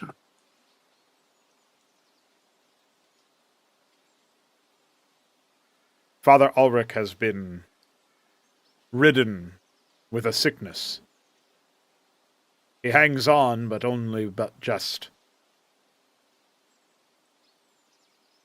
Martial law has had to be declared given the circumstances of your disappearance and the uptick in foreign visitors that are clearly not coming to the realm with our interests at heart. It seems that there is no immediate hope on the horizon, while I have it in my heart to trust you all as saviors once more. There are other places nearby that have no such salvation in sight.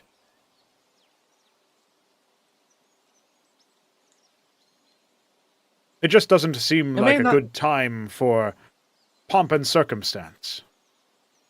Rather, a time where we put our blades to the grindstone.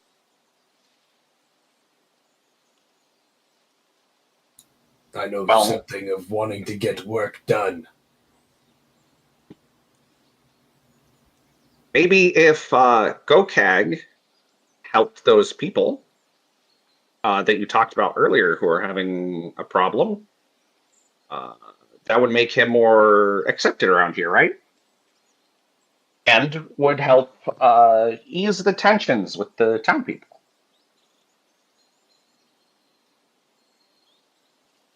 Aye, we have enough guard available for our city, but the smaller outcrops, the farms, the villagers of less fortunate lands, if they even still live, it may be a miracle of Lathandar's work.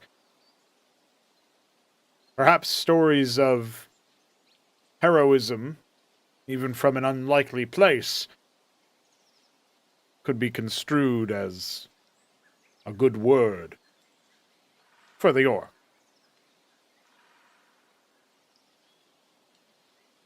Then it What do you sounds say, settled to Gokag? me.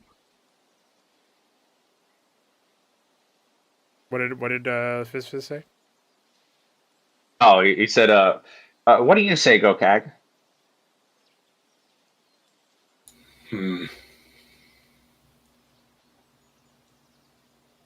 I don't think about the note again.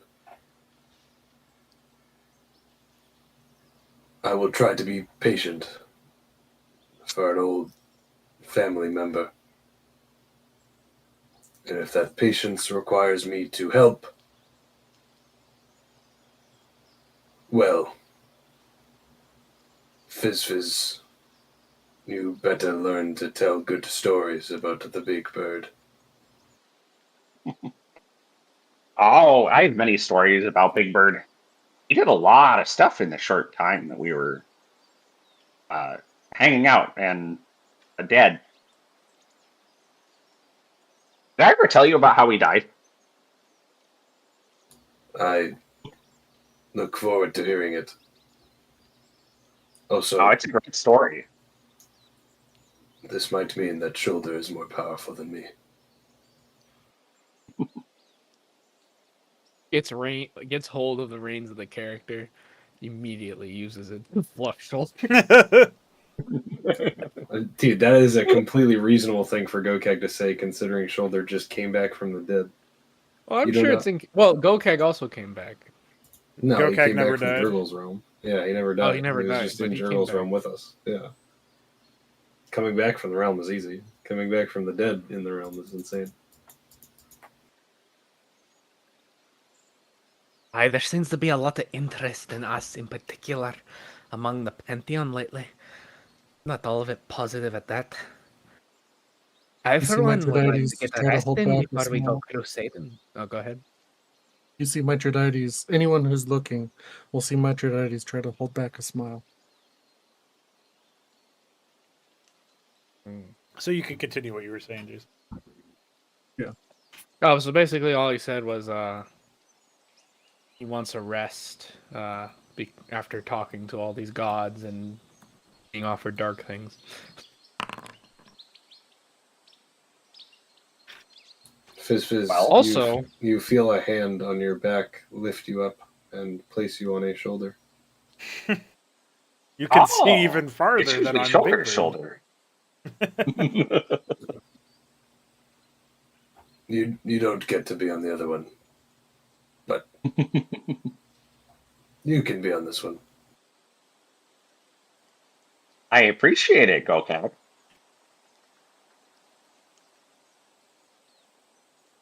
Now you have to layer tokens again. Got him. Yeah.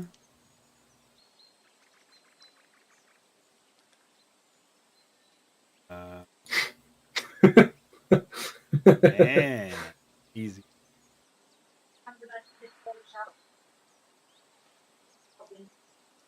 Remember when we broke the game because you layered too many tokens and you just had like 3 fizzes? Yeah, that was a good one. And he couldn't control any of them? That's I need to make a roll.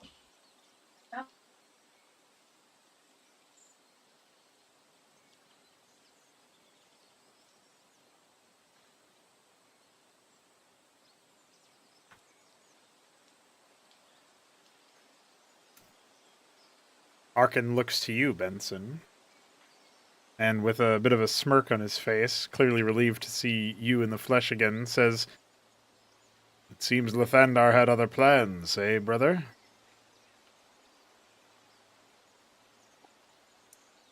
I won't lie to you, brother. I had my doubts for a while, but it seems that I'm now back among good company, and for that, I am grateful.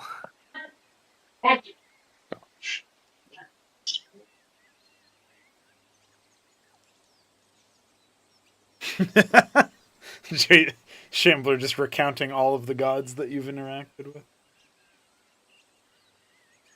I notice anything different about my sword? Well, that faint red glow seems to have diminished. So it seems. Oh yeah, just that guy as- too. Mr. Edgy Eyes. Yeah, they're orange. You said that faint red glow diminished? It doesn't seem to still be, like, calling attention to itself, yeah.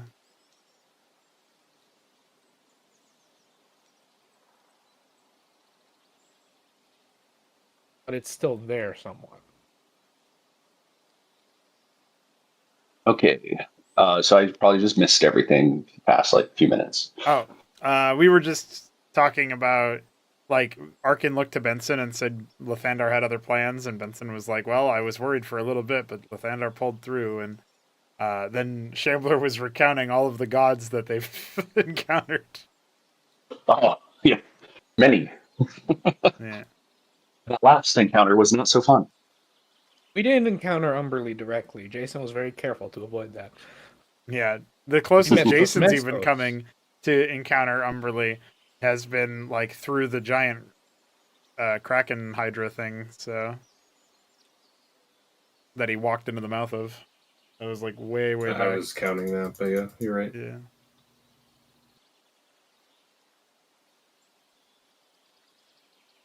Bree will pipe up and say, well, I, for one, am glad to see you all back in one piece, even if it means we have to break bread with an orc. We are needed back at Sestan, but if you need assistance or indeed rest, you might stop by there before you head down to Stead Carno. I am all for helping. I am not keen on taking a trip out of Sestan when my orders, if you want to call them that, specifically say to stay near Sestan.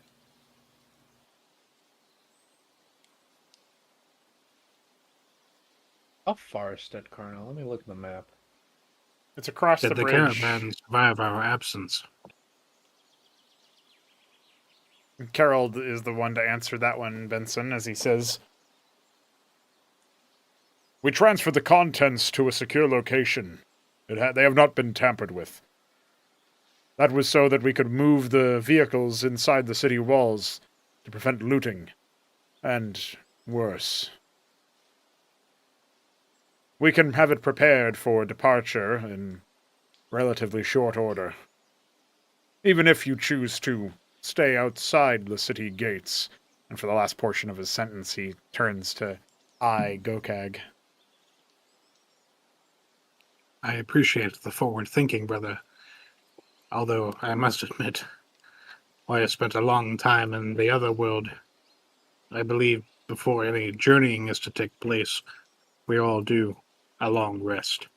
And also to check on our father, and to catch up on the events of Sestan.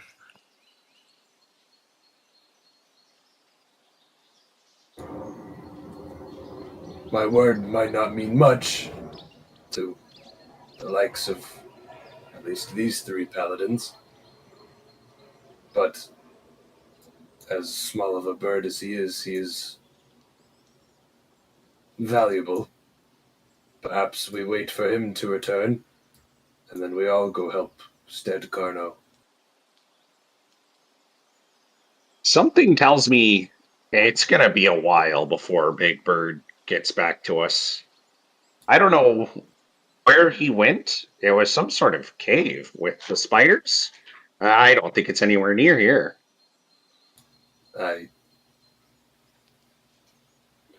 Look, if you're going to keep telling me bad news, you will not be on that shoulder. I'm sorry. Apology accepted, but you may be right. It's worth a long rest. Benson will take a step towards you. He'll say, "Listen, brother. From the day we met Shoulder, he was concerned with your safety and expressed an interest in discovering your whereabouts. I'm not sure what happened back then where you two had gotten separated, and to be honest, I'm a bit curious to know. But rest assured that whatever business he is settling now, his next business will be to reunite with you."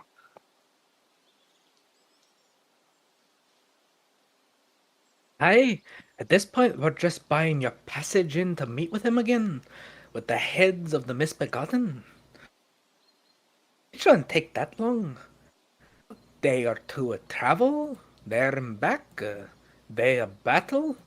Assuming we don't get in a tussle with any more gods, should be right back in a jiffy. And nothing this note suggests says that his trip should take more than a day. Nothing Shoulder Again. ever did implied that he'd take more than anything, and then we ended up spending a month in fucking Jurgle's realm. A tale that I am eager to hear, and one that, I mean, it could be his fault. Would you say it could be his fault? Could be his fault. Dude, Gokag knows about all the Shoulder shenanigans. Probably better than most, yeah.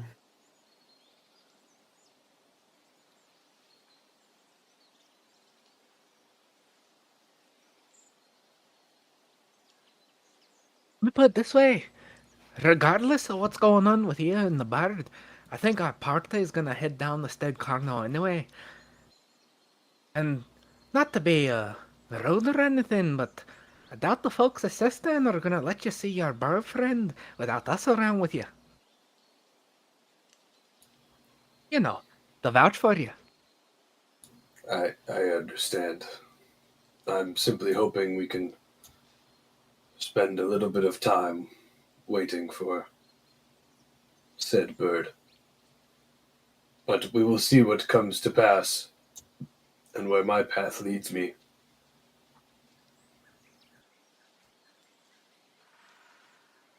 I agree with Fair enough. I agree with the paladins on one thing, though. Perhaps a rest is needed.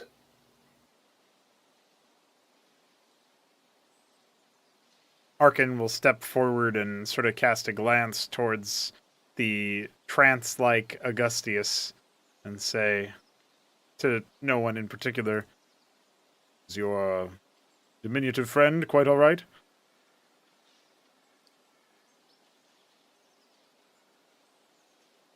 Augustius, are you okay?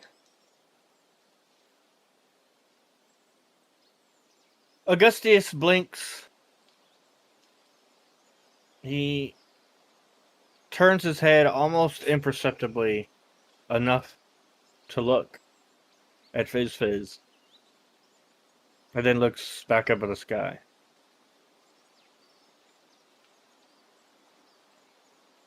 He's definitely not okay. He hasn't yelled at anyone since we came back to life.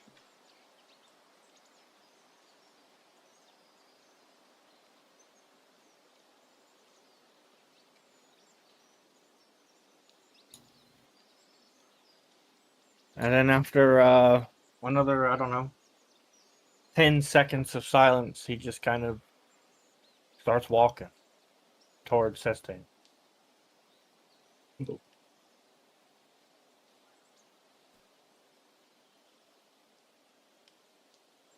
I guess we He have just his likes vote. the sound of birds.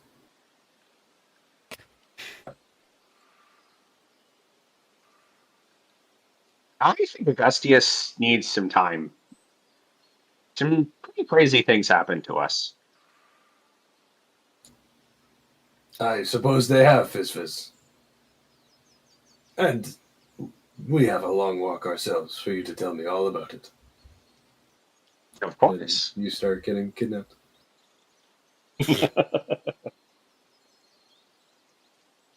Is that not the joy of it, brothers? Our path has been long and arduous, yet it has only just begun.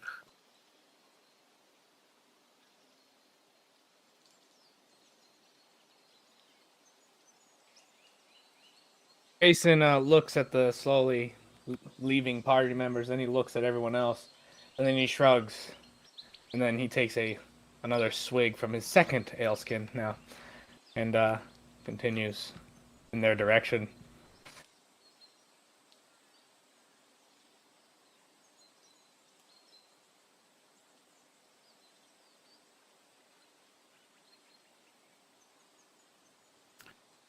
Arkin, Kerold, and Bree seem to get into some sort of formation, and with a bit of a shrug towards the others, Arkin says, "We've still got a patrol to finish. You go on ahead, Benson, Mitridates."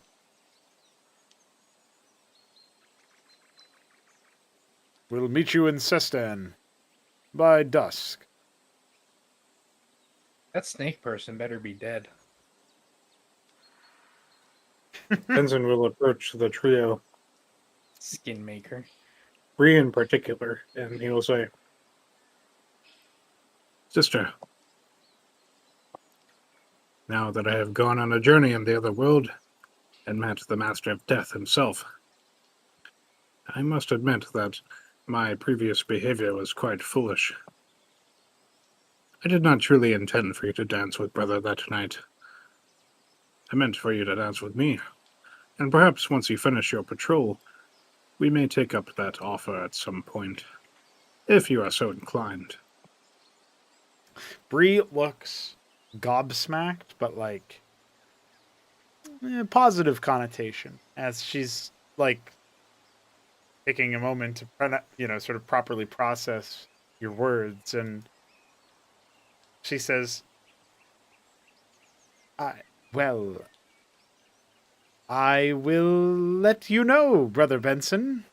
Thank you for clarifying your intent." Of course. And no pressure. My brother Just came back from the dead for you. So true. Lathander guide our path and our futures. And I will raise my long sword into the air towards the now daylight that warms my once undead flesh. And I will use my channel divinity to illuminate the blade. The paladins look at your display of holy fervor with certainly some awe and appreciation as the light illuminates not just you, but also them. Gerald sort of bows his head a little bit, like almost out of reflex. Bree has a beaming smile upon her face, and Arkin gives a gentle nod and says, "Not many could survive the trip that you have survived, Brother Benson. We shall certainly hear of it once you return to Sestan, and once time allows. I'm sure Father Ulrich will be very grateful to make your acquaintance once again." Indeed, brother. If ever you should feel doubt, let me be the testament that even death is a path that can be walked.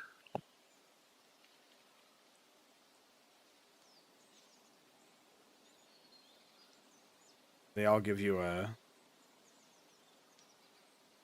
thoughtful nod. And Gerald says, "Though I still pray we never have to find out ourselves." Well, brother, if you do, whatever you do, don't take a nap. You'll hear a bit of another one of those confused Gerald grunts as he mulls over what that must mean. Jason did mention not sleeping in front of them. Yeah. They're all gonna have to think about that one for a moment. Benson will give them all a nod and then march off. The sword still glowing. And as he does walk away, he'll begin to call out, "Brother! Where are you, brother?" Brother's dead. I'm sorry, guys.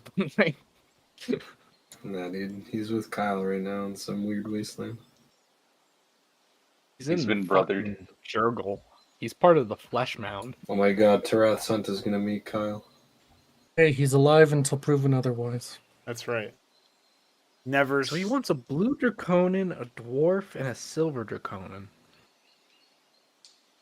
Doesn't ring a bell at all. I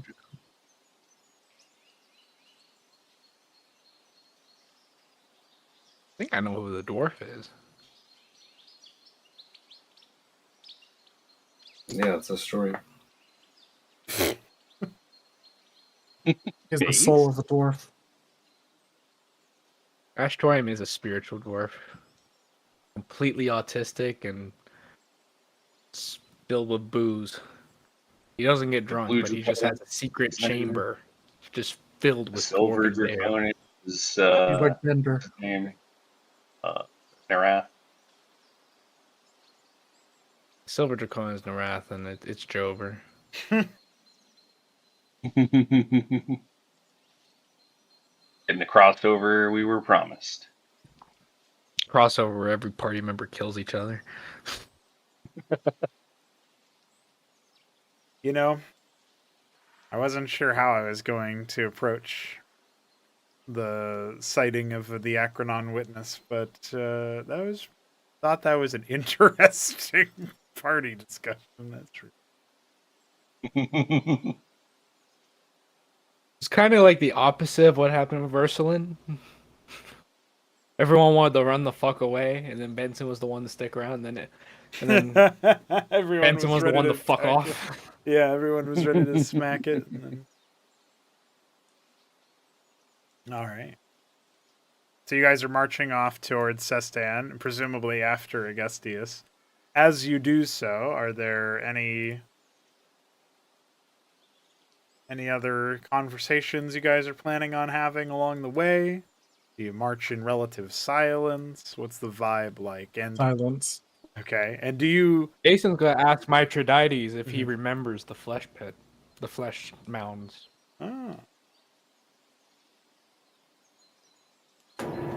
In his, Okay. now, remind me if this is correct. In his vision, it was that he was experiencing. He asked Durgal what the hell happened with Mithridates, and then he saw through Mithridates' eyes that he arrived in the endless flesh mounds, and then he got sucked away. What it was? yeah. This very large, very tall, um, figure of weeping, bleeding flesh seemed to apprehend Mithridates, and that's essentially where the vision ended. Alright, so somewhere along the journey, Jason will walk up to Mithridates and say, "Brother, I need to ask you some questions."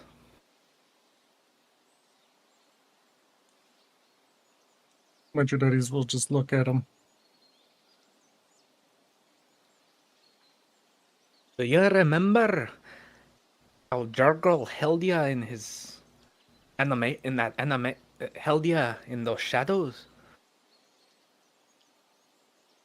Unfortunately. And you know what my question was to him regarding you?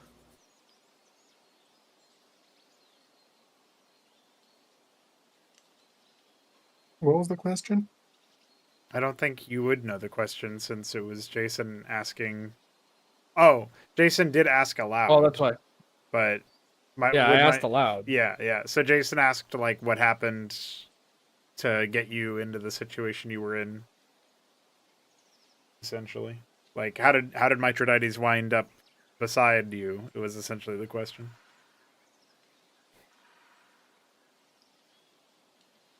Mithridates will just kind of shudder in memory. I didn't catch that last bit. He said shudder and then what? In memory. Shudder in memory. Yeah. He'll say,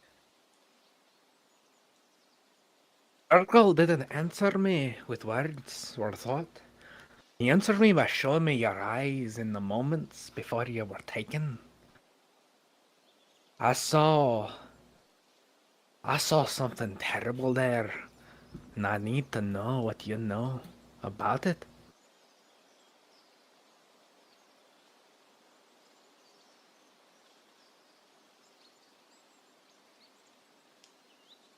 Mithridates will just kind of shake his head and say, I'm just happy to be alive. Let's not rehash our traumatic past month, it seems. Rather, I need to know, after what the hell happened with that egg, why there was a giant flesh abomination standing before you, and why it took you, and then why you're so willing to bargain with the abomination. That's not normal. That's not something I can look past.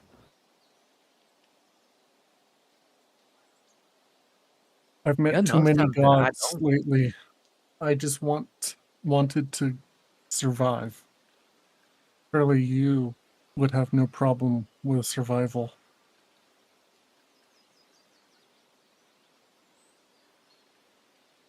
I used to think that. Now I'm starting to think at what cost. Just tell me this. Did you cut a deal in that realm when you were alone to end up next to Juggle?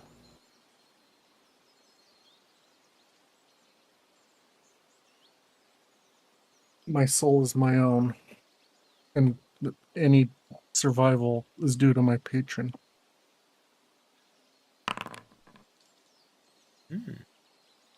"Nat 20." Are you lying to me? No. All right.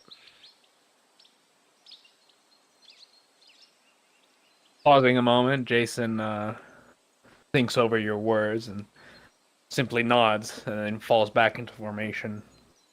You will not say anything until we reach Sestin. Gokag will ask Fizz. So, Fizz, tell me of the shoulder you knew.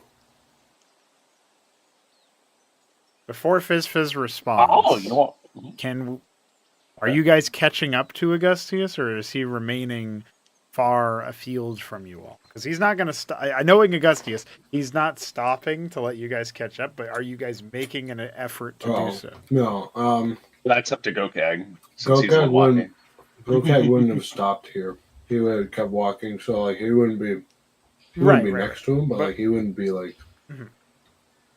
he wouldn't be like off screen, if that makes sense. Right. So the question is, did you guys, as a party, did you guys decide to group up and catch up?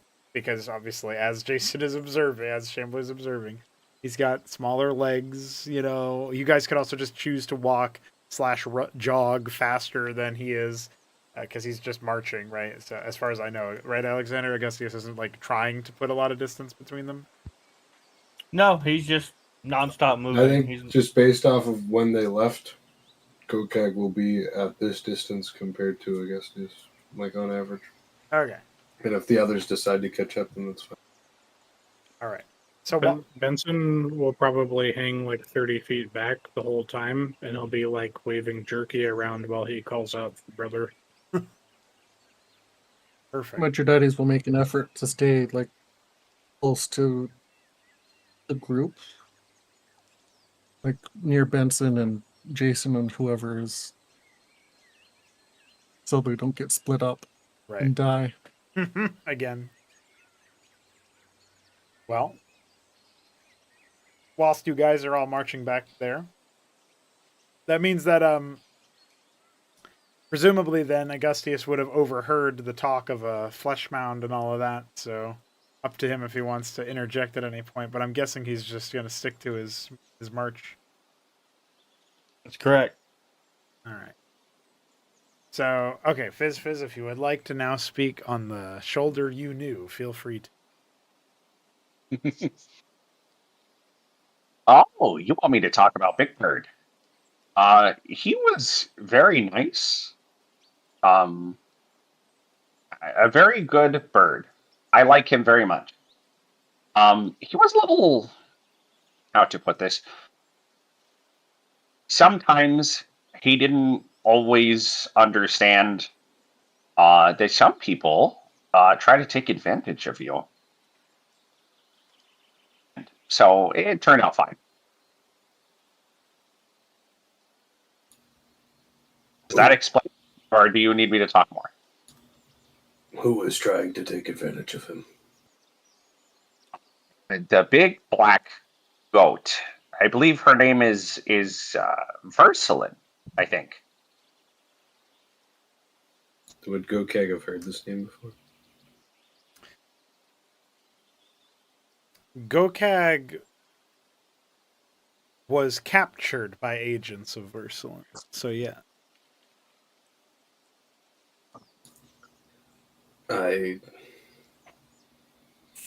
Why is it always Versalin? I ask myself the same thing. She's the one who killed us. I see. And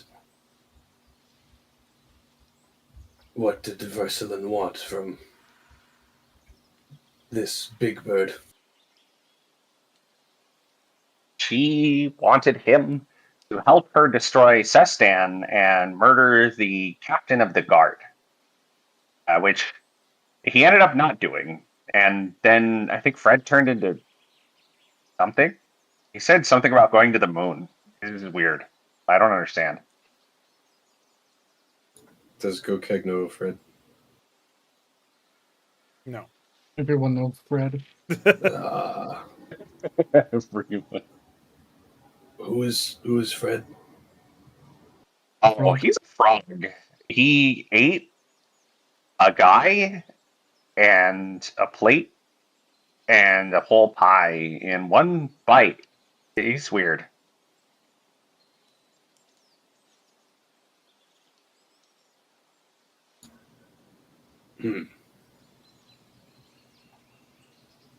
Fred. So, Versalin tried to get Shoulder to kill the captain of the guard, and it had something to do with Fred. Yep. Fred works for, or worked for Verslin. I think he doesn't anymore. He works for Jurgle now or something. He's weird. I understand. That's something to say. Like, Gokag may be a little smarter than Shoulder, but he's not that much smarter. So, Glad you understand. People usually don't understand when I try to explain things. yes. I mean, this, outside of all the gods and stuff, this seems pretty typical for Shoulder's shenanigans. He gets into something that he probably can't handle without help, but he's naive at times to realize it. I'm glad he had you to help him, at least presumably. Yeah, I tried my best to help him. I told him that trusting Versalin was a really bad idea and to not do it. And I'm glad in the end he listened because, well, she did kill us, so she's not good. No, she, well, her agents captured me as well. Nothing good about the Black Coat. We're going to have to find something to defeat her because I don't want to die again. Perhaps there are other gods, too. I would want to throw their hat in the ring. I would ask Sovereign, but I think he might be busy. Who is this sovereign? Oh, Sovereign is my dragon. Do you have a dragon? Oh, I'm descended from a dragon. Oh, that is why you are scaly. Sure. I see. So you must be very powerful. I can shoot fire. Like a dragon. Yeah, just like a dragon. We will be very powerful indeed. I can see why Shoulder spoke so highly of this group. Yes, we're all great here. Every single one of us is cool. Even Jason sometimes is cool, despite smelling very bad. The note did not speak of him smelling. Yeah, that didn't make it in the note.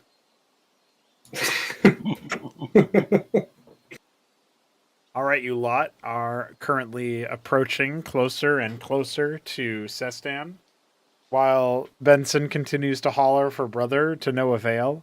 It is certainly one way to announce your impending arrival to the town. We're going to say that you guys are basically on the outskirts of town. Go ahead and bring you to the city map.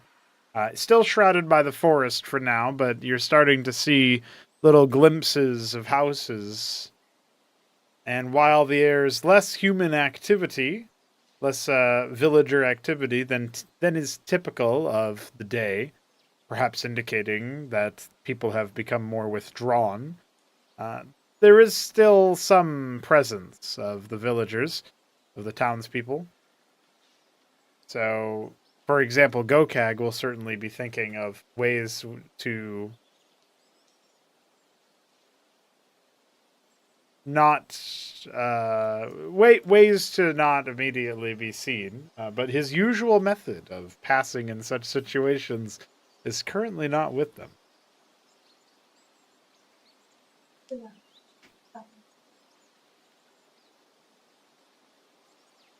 does that mean?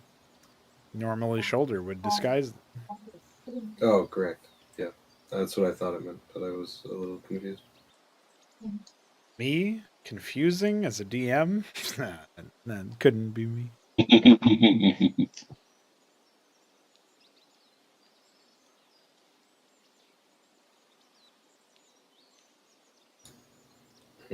Do I have like a hood I can put on? Yes, but in broad daylight, it will be difficult to make that work. Gokag will put on this hood and he'll turn and go, do I look convincing? I think you're too big for that. That is what Shoulder would used to say when he tried to disguise me. You could roll a stealth check to see how much you can try to sink inside the hood. I like this idea. Ah. You will see Gokag kind of like tighten the hood and maybe try and like lower his shoulders a little bit. Be like, okay, how about now? It looks a bit more convincing as a really tall guy. It's better. If you look at him too close, he's still green. Yeah. Better is not worse. It's true. Maybe gloves would help. That I will have to share this with Shoulder when I see him again.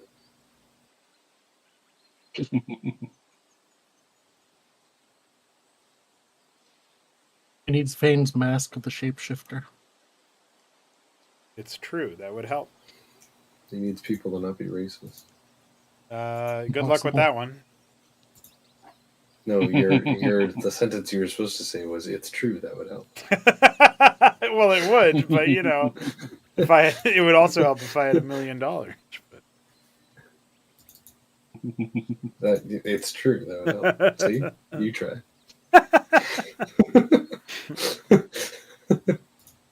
Fucking got him. True, that would help. Gokag will look at Fizz and go, do you have gloves? Not any that would fit you.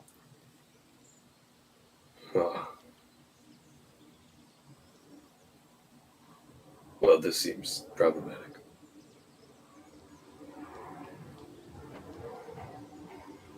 Maybe the paladins might have some. Is Benson with us? Yeah, he's still behind you, right? Unless he's given up the search for brother for now. You'll hear a short distance behind you the echo of, Brother, I have food. Who is he looking for? He's looking for his dog. Okay, ignoring the fact that his dog is named Brother. Well, I mean, I just can't ignore that fact. Why is it named Brother? I don't know. I just kind of went with it. I suggest you just go with it too. It's Benson. He's hard to talk to sometimes. Has Gokeg seen a dog when he got captured by Versalin? Well, I was referring to his original capture, like at the start of the campaign. Oh, you're right. You're right. But no, you have not encountered you've not encountered a friendly dog. So if it was any of the dogs that you have encountered, you may have to apologize to Benson for, Gokeg will decide to keep that to himself, and he will say, "Well, I hope he finds him, but I don't know. You said gloves, and it sounded like a good idea, so I don't know what to say." tell him that if he gives you,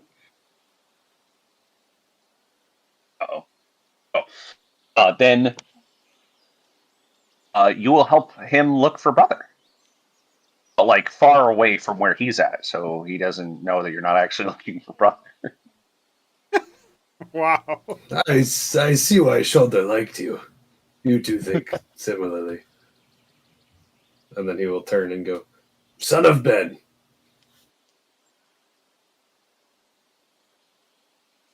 Yes, brother. Yes. Would you happen to have gloves to help me hide myself from the people of Sestan who really don't like the color green on a person? Hmm. You see Benson look at the gauntlets on his own hands.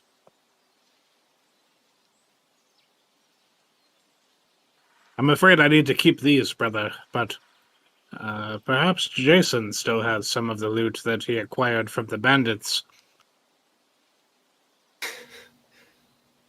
Kokag will nod and go, "Son of Jay." God. It's true though.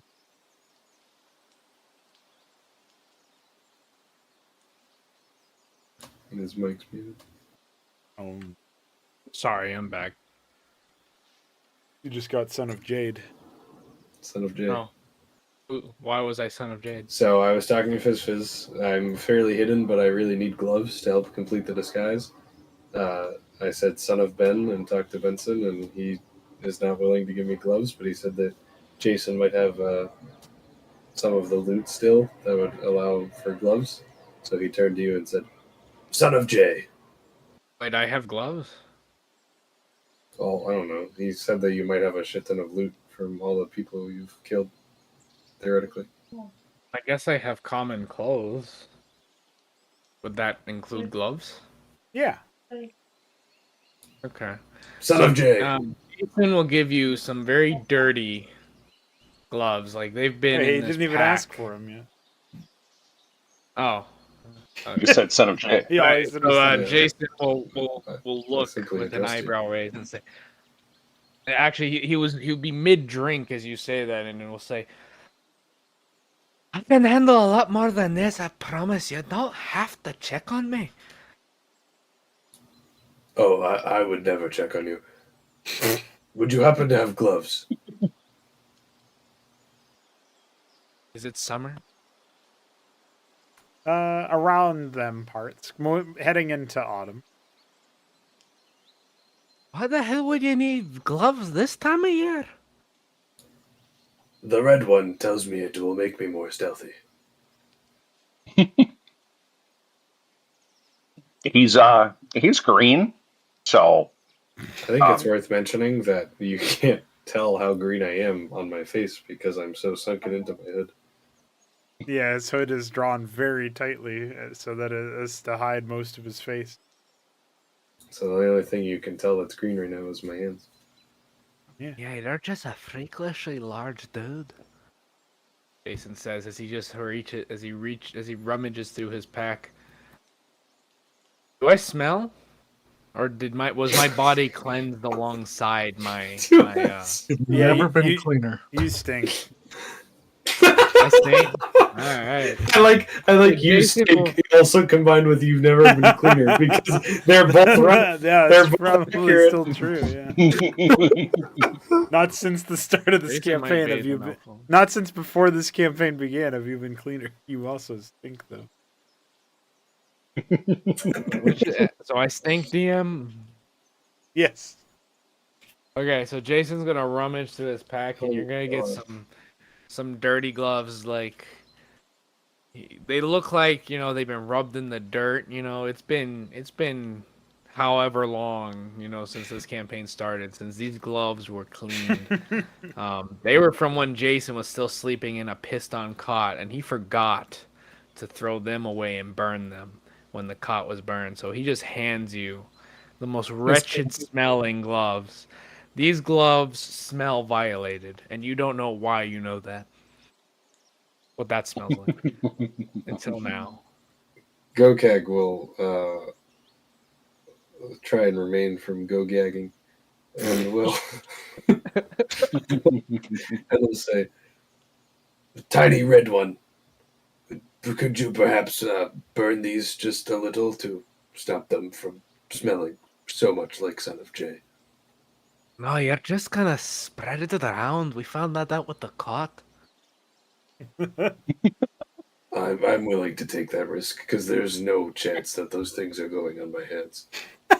Okay. The orc drawing a Uh, cleanliness line is amazing. Hey, there are some people in that town who would say I should burn the gloves because you touched them. They're thankful I'm offering them at all. I think some people in that town will say that you are the freakish thing before they say I'm the freakish thing. Yeah, but I'm the freakish thing that saved their ass. No It one is remembers you. probably of note that this usual conversation would have pissed Augustius off, but he's still completely and utterly silent. Hell yeah, dude. Quiet against you, sir. Now that my spiritual tab is paid, you won't have to worry too much about it. I'll just make sure to dilute things a bit.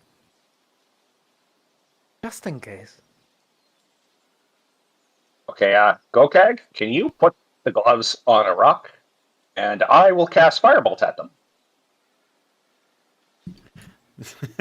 That sounds like a good idea. Either they become ash and no one has to see these things again, or they smell better.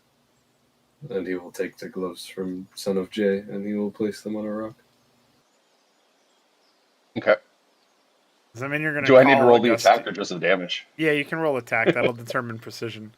Can you? Are you going to call Augustius son of August? No, because there's no sun.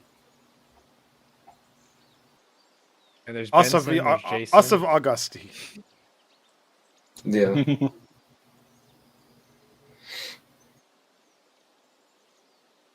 Og of Stius. Okay. Well, Fizz, you utterly annihilate one of the gloves. The other one seems a little bit more ash smelling, but fully intact.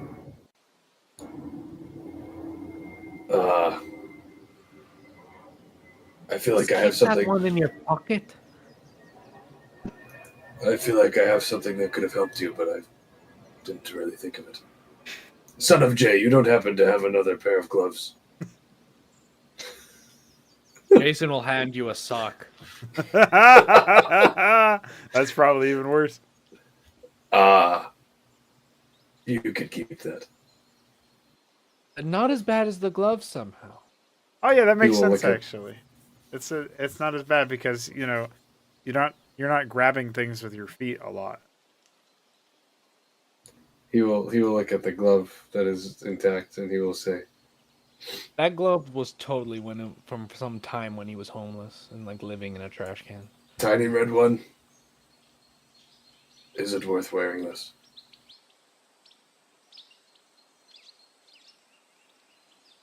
You already look like a big beggar. Just put it on.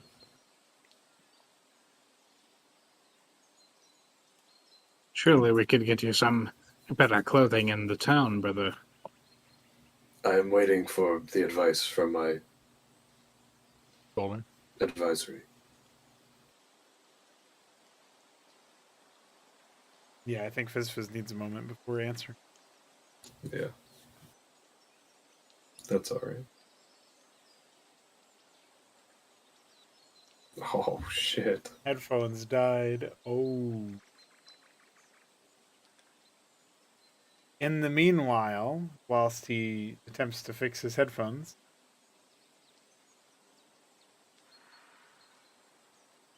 Jason, you usually antagonize Augustius. You'd probably wonder why he isn't yelling at you right now. Jason's a changed man. Why would he try and invite Augustius to yell at him? No, it's more like that would be a cause for concern that he hasn't. Maybe a cause for rejoicement. Like, wow, Augustius likes me now. Isn't that wonderful? I should talk to him. What is Augustius doing from Jason's perspective? Just marching. Right? And Jason will march up to Augustius and offer him the aleskin. Augustius takes it without a word and takes several very deep swigs. And then drinks some more. And then some more. And then he burps and then hands it back. Jason takes it and nods and continues marching.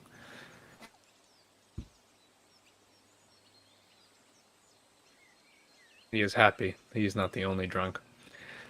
Aphrodite looks at Benson and points at the two with a smile. Benson looks past them, following your finger, and he says, Have you spotted brother? I will keep my eye out.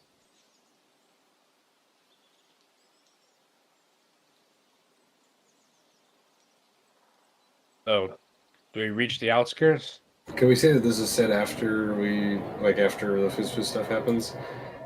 I think, as Mike Trey says, he'll keep his eye out. Gokag will say, "Son of Ben, what if brother is just with shoulder?"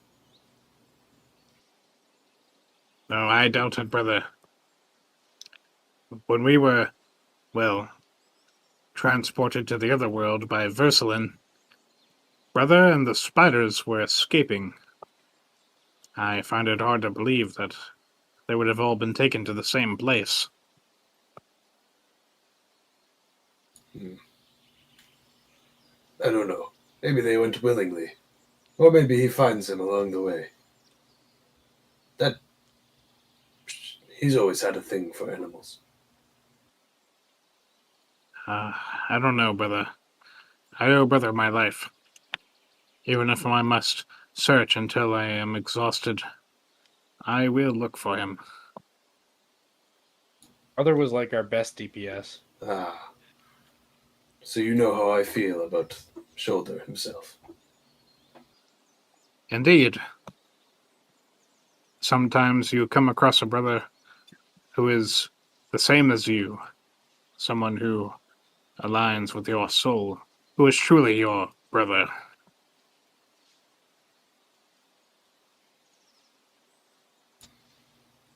Well,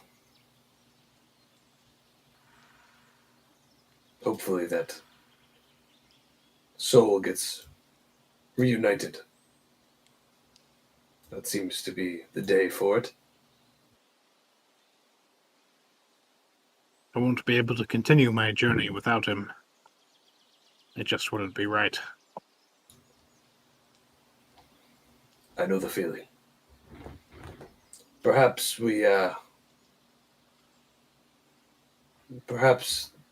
when one of us finds who we're looking for, the other will also find who they're looking for.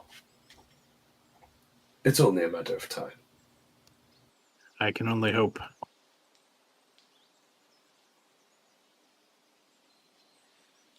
I would like to pick your brain when we get the chance to see if there were any important caverns that may have been where Shoulder was transported to. The spot you guys were transported to seems important enough, considering it to be where you died and all. Well, there were a couple of caverns that we explored on our way around this region. It wouldn't hurt for us to make a trip through them to see if perhaps they have been transported to one of those.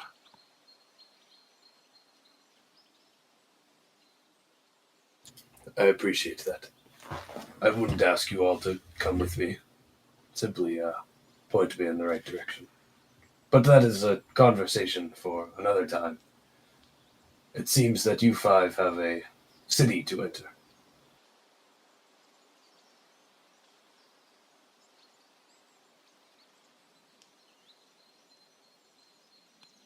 If the guards give you a hard time, brother, simply tell them that you are among the saviors of Sistan, and should they have a problem, they should speak to us.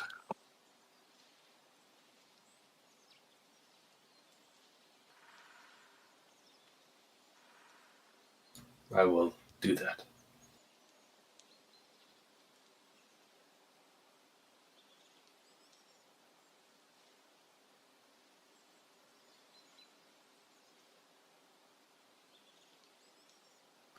Well, as you guys all continue your march, you're able to get to the outskirts of town with relative ease.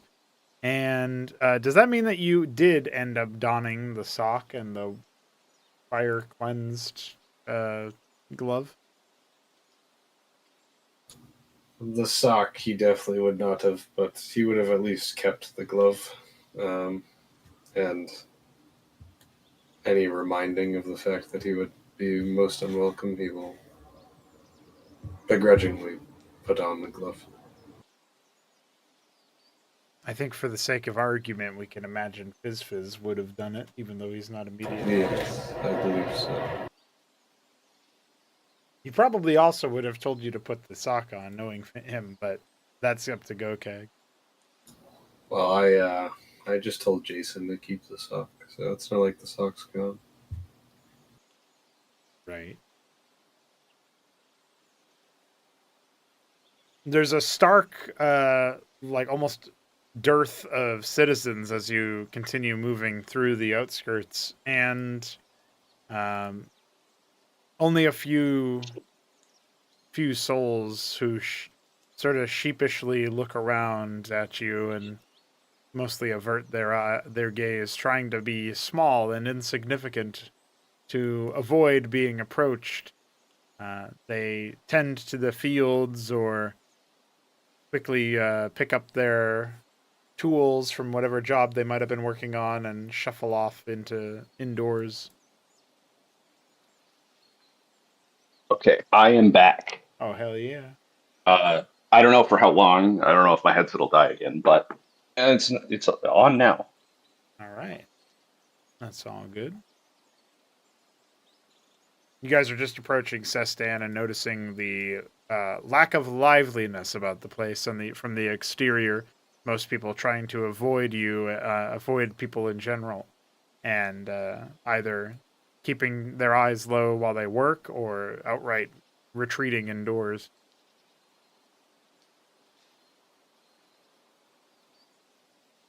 Wow, I don't think they like you guys.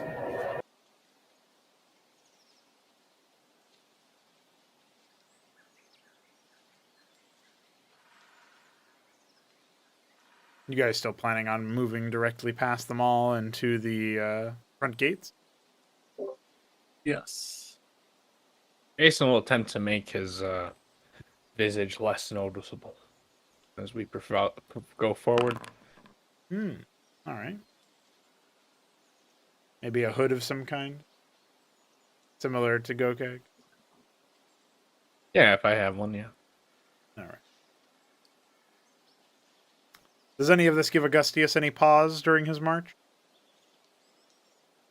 No, sir. Right. What about you, Benson? Any pause or adjustments, or are we just continuing towards the front gates here? Still occasionally calling out for brother, but a little bit less frequently now. And as he's passing through the townsfolk, he will be kind of looking around, seeing if there's any sign of citizens who have animals among them.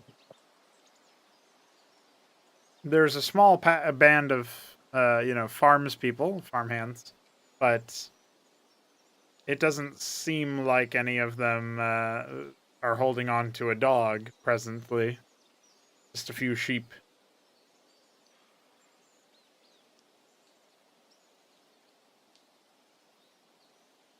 Benson looks disappointed.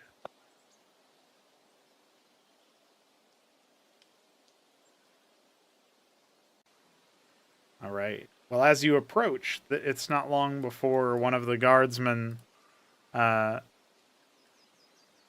who was standing at the gate sort of perks up and begins marching over towards you.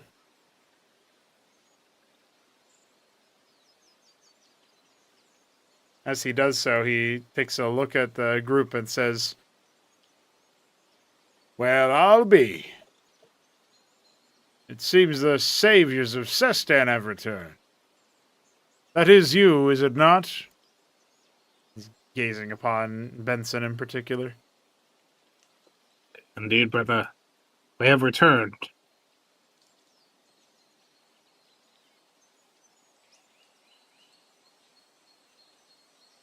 What brings you back to our humble abode?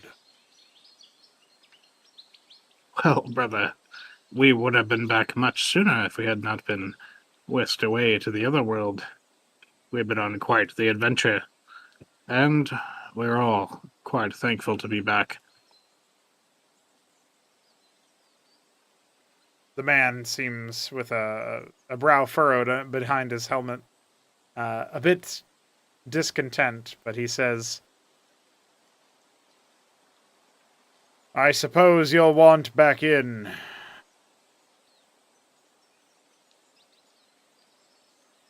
Are you suggesting that the saviors of Sestan are no longer welcome? Our screening has become a bit more thorough.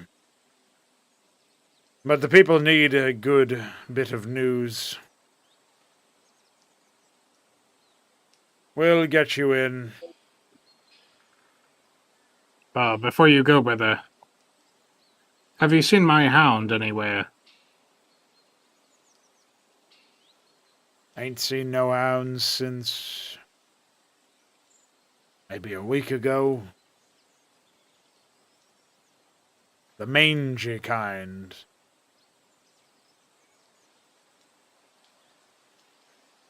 I see.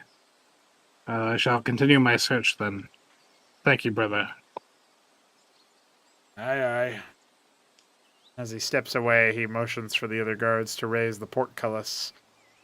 And before long, the gates of Sestan are open to you, albeit a quieter and more palpable, with fear, a city than you remember it being. A stark contrast, in fact, to your memories of celebration and joyousness.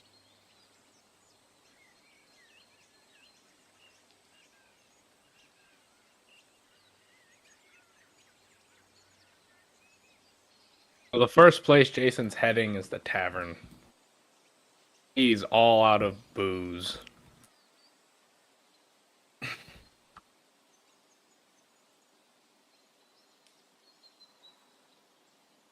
Where's Augustius heading?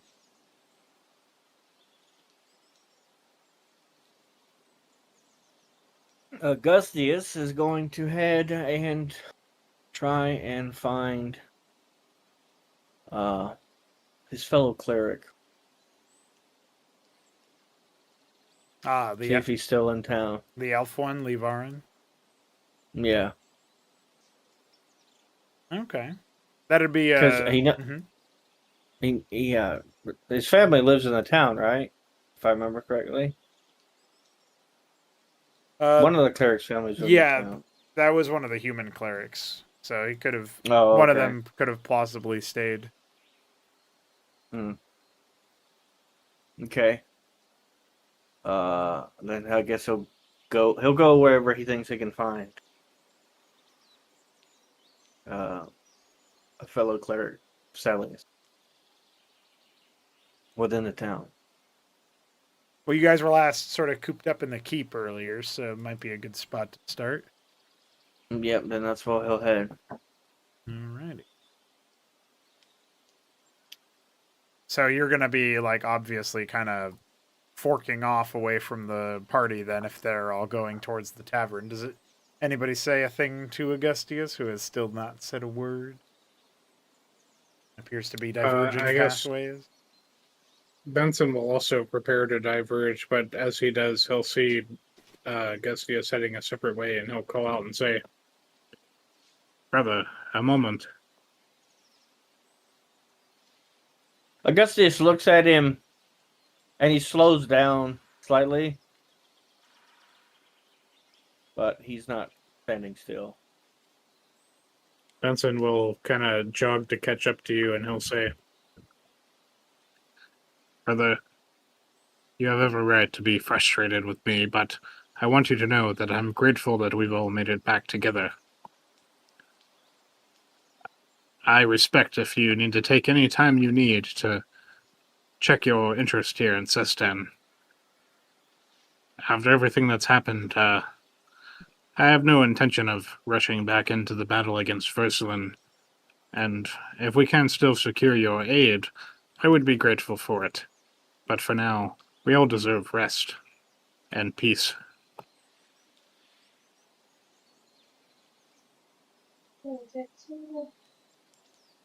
He listens intently and meets Benson's eyes as he talks. And after he finishes, he kind of looks at him for a few moments, and then he just nods his head and walks off.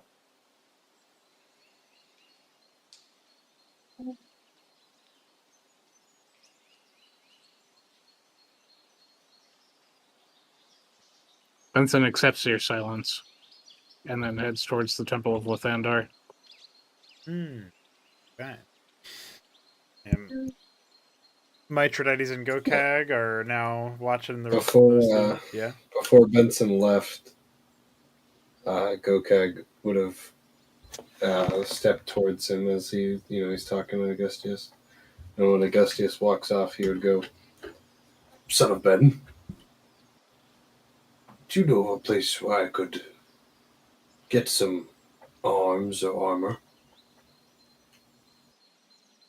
Indeed, brother. Lathandar employs a great armorer in this town. I would be happy to introduce you to him after I've had a bit of time to check on our father at the temple.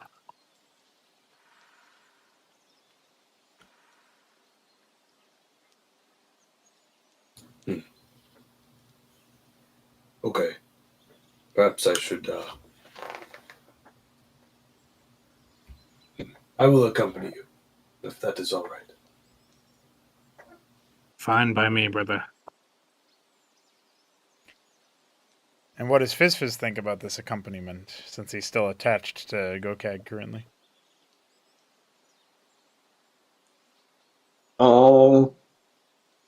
Fizz is okay with this. Okay. That leaves Mitridates with Jason currently. Is that where Mitridates will stick? Yes. I'll find the nearest stiff drink. Ah. Hell yeah, brothers. 10 bottles. 10 bottles of the hard stuff.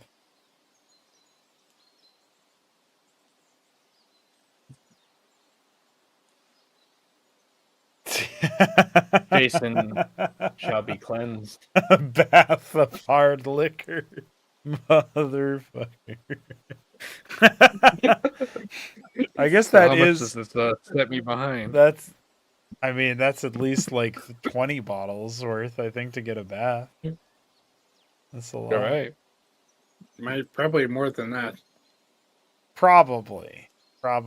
If he wants the full immersion, it's probably like 30 or 40. Well, each one of those is 5 silver. And what is it? It's 10 silver for a gold? Is that right? That's the conversion rate? So 10 is 5 gold. So then you would have you'd have 15 more gold down for the bath. And then refilling the ale skins, we'll say, is just 1 gold because you've got 2, right? So that's I have 3. You have 3? Okay. I drank them. Yeah. You and Augustius both. You've got so you've got 21 gold and 5 silver down. What we'll say with that. All right, I have 91 gold, so that brings me down to 70. And he said 5 silver, so 3 silver left. Yeah. All right. When Jason orders Mithridates, we'll look at him questioningly and ask, "You're sharing, right?" Hmm. Hmm. I am Sharon, Jason says, perfectly hiding the fact that he was considering it. just burying himself in the room full of alcohol. Well, Mithridates really wanted to be persuasive, but instead it just came across as like desperate for a drink or something, which maybe is its own form of persuasion, you know? Like, man, this guy really needs it. Don't worry. I'm always here to share. And he just puts a hand on Mithridates' shoulder, and it already smells of booze, despite him having not taken that bath yet.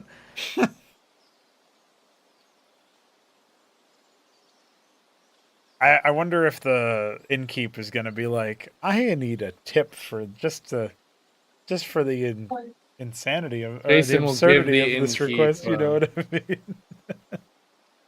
Jason will give the innkeep the remainder of his silver and the remainder of his copper. Ah, there you go. That's 3 and 5 respectively. 3.5 silver. Tip, honestly, for them that's pretty good. Like they usually don't see a gold individually, right? As one part of one order. So, like a big order is like 5 silvers worth of ale or something. You know what I mean? So you just fucking brought business back to Stan single-handedly, like devaluing the currency Like that with one one purchase. king who is that one king who like went past like the desert that was dividing him with the civilized world, and he just crashes the economy. Yeah, basically.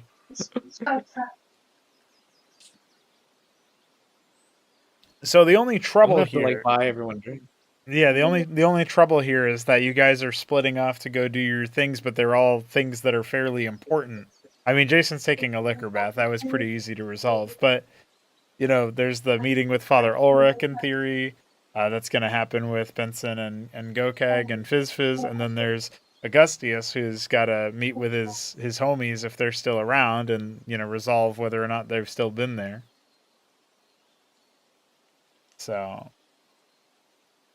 if anybody has recommendations for how one might resolve this, I am all ears. But I'm thinking like we're probably wrapping up in the next 20 or so minutes. So given that, I don't necessarily want to have a...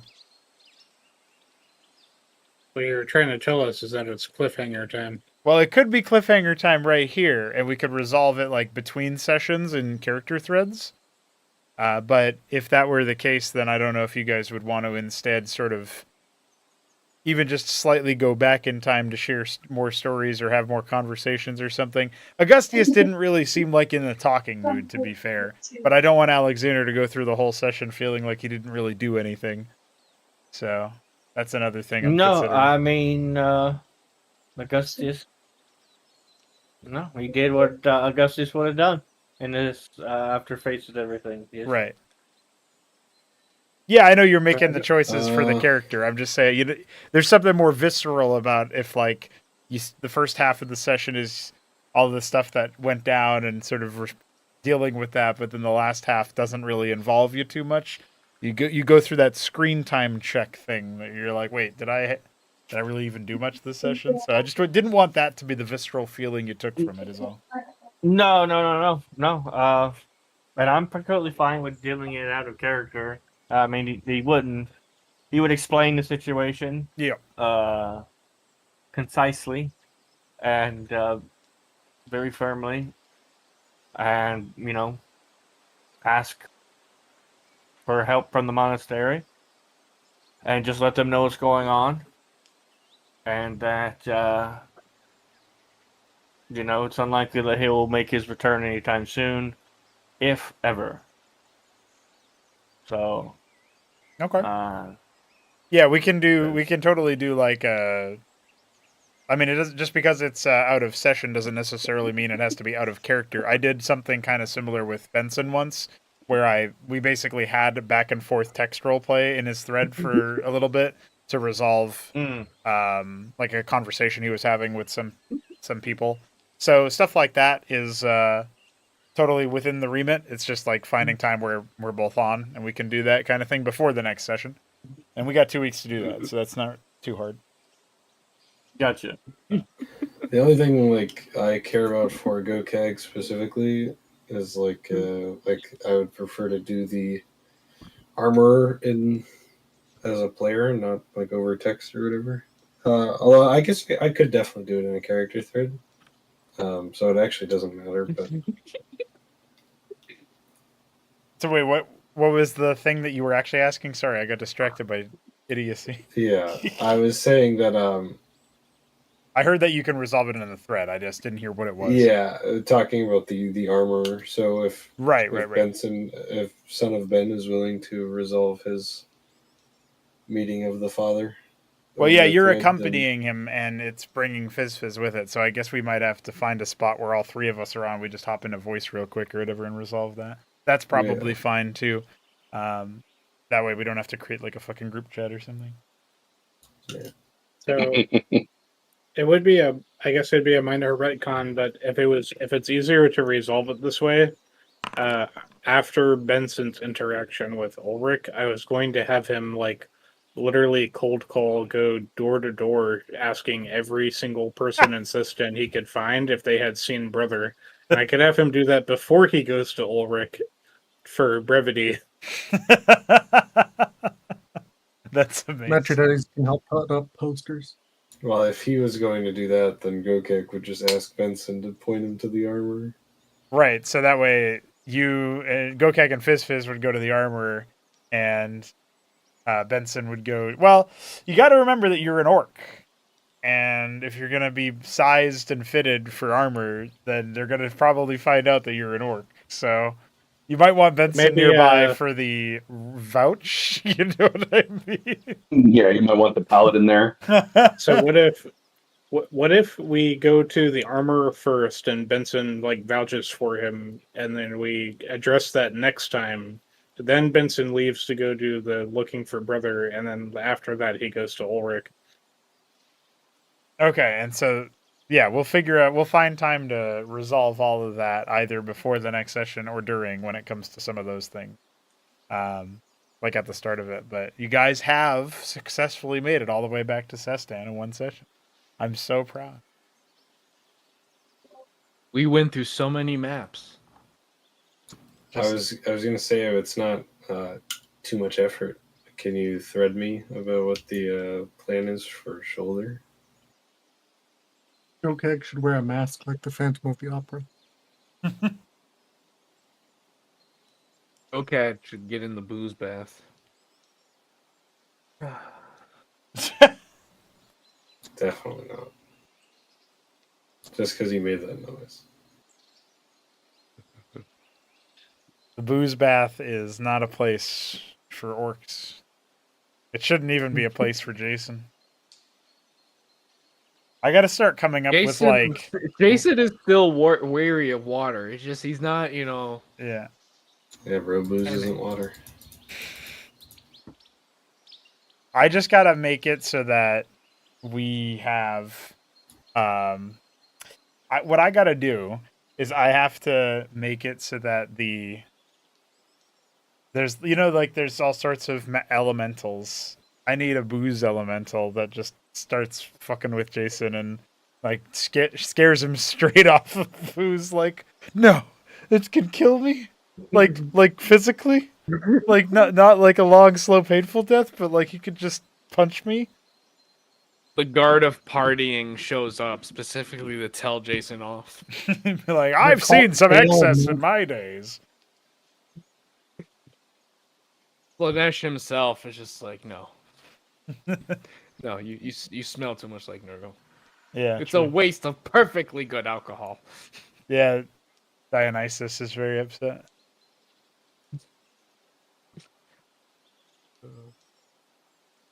To answer your question about your character thread, though, I can talk about Shoulder's plan post-session. Does anybody have any sort of closing session impressions? I don't normally get to hang out for that, but I have a few minutes before I gotta go, so if you guys have any thoughts about how this session went, or how the last session before it went, or anything like that. Holy fucking brew High elves element. canonically use saunas. Wait, what did you I say? thought good. High elves canonically use saunas for baths. Yeah, that makes sense. What were you gonna say, Vince? Brother? I thought the nod to ADS was pretty cool.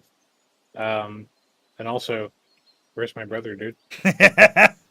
That's the main thing. Brother He's dead. needs to be found, or some closure needs to be found at least. There's no way that Saving Benson will brother. accept it. Saving brother? Poor Darks, man. He's also gonna have an existential crisis.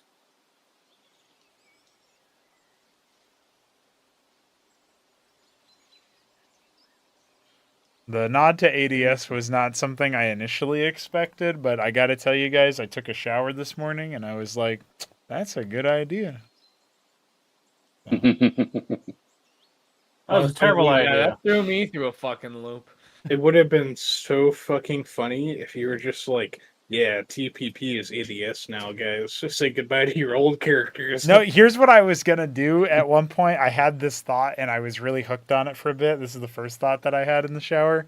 It was like, well, you guys have your souls back in the corporeal form, but I mean, your bodies, they're still fucked. So why don't you pick a new one You that become looks heavy. suspiciously like your ADS form, and then you just show up in that consciousness as an additional head, additional voice. Or spirit in the body, you know what I mean? Do we just become extra headmates? Like it's just additional consciousness. You have to role play them both. I don't know how you would do that. But obviously that would be I would need to get like party authority for that one. I couldn't actually make that choice for you guys. But I was thinking about that really hard, like, Would lose his mind if he had to share headspace with fucking Augustus. Yeah, how do you even resolve? Well, I guess the funnier part would be to swap them off center by one, aligning it. So Augustius is in Narath's head or something, and then fucking. Oh no, that's an insane pair. Yeah, I'd have to come up with the most cursed pairings. Oh yeah, that is a curse pairing. Yeah, Augustus would be like, "I'm just gonna kill you. Like I'm just So gonna make us commit seppuku. I hate Poor you." Avina and then Augustius trapped together in the rat's head, just going through the memories. Yeah. Yeah. Well, and then I'm imagining Benson and Darix's head, like the two of them sharing. Oh it. no. They're both Oh, no, paladins. no. It's fine. Oh no, Dark would be like, "Who is this fucking idiot, and why is he in my head? And why is he like, brother, why are you doing this, brother? That's not how you should do things, brother. You should be more merciful to your enemies, brother." I'm just gonna fucking kill myself.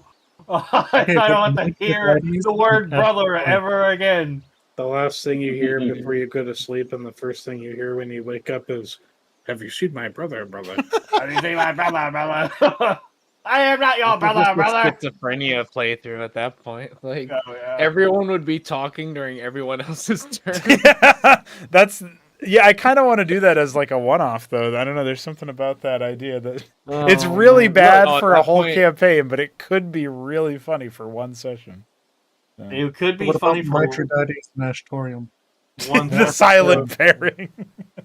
But yeah, I would really Nothing like. changes. I'd really like Blink and Shoulder. I think that would be. Yeah, but you can't do the talking to yourself thing. That's too much. So you'd have to think like, I think Shoulder would wind up. It could have Shoulder wind up in Ashtorium, because then we already have established that Gelter speaks through Ashtorium's like speaker system or whatever, and so he comes out. His internal monologue comes out externally. So. We got to do a party like free for all PvP, but you have a headmate, and it's like Twitch chat, so you can suggest your action, but then they can suggest an action, and you have to make a saving throw or do their suggested action. It's a Twitch donation, so you're really compelled to I do have a what it good is. idea. I think Fizz would be the headmate for Blink because he's also 12. Oh. That's actually so true. I hate this. This is no. I hate this. Who have we would not have to accounted be for? When the so- party We would have to free put- for all happens, the party I one would have shot, to be right? It's so that- loaded up with alcohol. Wait, Mithridates would be in Narath's head, I guess. That would no. We already said Augustius in Narath's head. So wait, that means Yep. that leaves Mithridates and Silas, but it also leaves Jason. And who are we missing? Ro. Row. So Oh, no. does Jason go into like Jason and Ro, and then Mithridates and Silas? That could be like the brooding pair of Mithridates and Silas, and then it would be the the smelly pair, I guess. I don't know. That's pretty funny. What would Smelly. Jason in the body of a gnoll? I guess Jason would be racist to gnolls, like. When in doubt, return to monkey.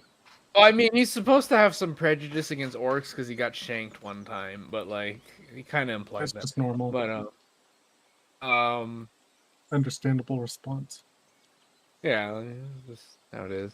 But yeah, I don't think Jason would really have any problems with Ro. I don't know if Ro would have problems with Jason. I mean, Jason just as gets long drunk. as he didn't try and make the gnoll drunk all the damn time. Oh, I know. Yeah, Jason that would would be- think that he turned into a wolf the whole time. He wouldn't know what a gnoll is because he's seagoing people, and gnolls are like desert people, right? Desert Or roamers, desert a lot of the forest time. people. Well, I mean, he would just find out. Ro would be like, Yeah, I'm a they would gnoll. just be like, Jason goes Jason into is the head paranoid. gate extremely wasted, and when that happens, it just keeps him frozen in that wasted state. So you have perpetually drunk Jason in Oh, Ro's head, God. and so he just What- doesn't believe him. all of our and he characters- keeps forgetting whenever he's convinced. So all of our characters would just kill themselves. Like, that's just what would happen. Like, everybody would just commit seppuku.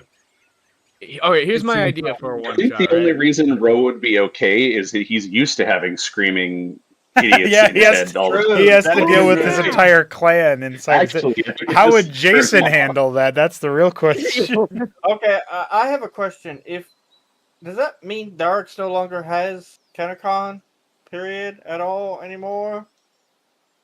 Just gone. He's got no homie anymore in his I don't head. know, but that Well, this I whole guess the question conversation is, implies next that we're ever session is playing an ADS ADS. again. So Well, I want to play ADS again. I don't want to play this forever.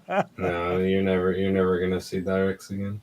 Yeah, well, I kind of get that impression because you have a fetish for spiders and fucking weird animals. Weird. I don't Animal see how that people. applies. Listen, what I don't know denial. I will say, when you guys get back to ADS, you will definitely you'll have a moment. You'll have a moment of understanding, a moment of recollection, a moment of realization. It will be a surprise, probably. I don't know how many of you will piece it together before then. And that's all I can say there. That we've been dead for 5 years. So we left ADS getting in a carriage or whatever. Yeah. So has that changed? What do you mean? We haven't resumed the campaign yet, so.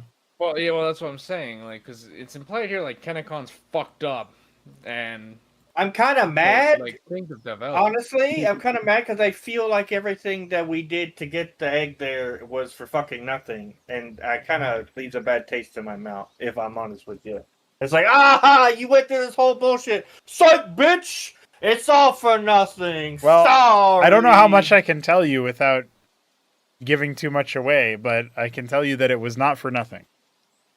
Well, that's good at least, because right now it feels that way, and that makes me grumpy. Grumpy. All the suffering. And you feel like Augustius. Yeah, I do feel like That's a okay. good right now. I do. For real. I feel so bad for poor Augustius. Poor fucker. It literally just can't get worse. I mean, it can and it will, but Yeah, Well, it actually continues to do so. yeah, he's like I'm at the bottom now. He literally cannot possibly become more degenerate and reprobate, and it will. No, So you guys Augustus are is you either guys are gonna back in become- Sestan. Surely everything's fine. No, that's definitely not true. So he's either going to become like what's his name, Solomon Kane, right? Like pure puritanical inquisitor type, or after the end of all this, he will literally just become a hermetic saint. That's the two. Those are the two paths that are going to happen for Augustus. We'll have to find. And that's that of course soon. if he lives. Yeah. That's if he lives. So. The happy ending. Right. Yeah, and that's if he. And right now he doesn't really feel like living at all. He's just like, "Fuck this. This is beyond my pay grade. This is not what I didn't need any of this. I don't like these people. I don't like what's going on. It's all out of my control. And nobody. I'm just. These are the people I'm supposed to save the world with. Oh, help! Yeah. How about you save heaven with these idiots?" It's like, fuck it, we're so dead.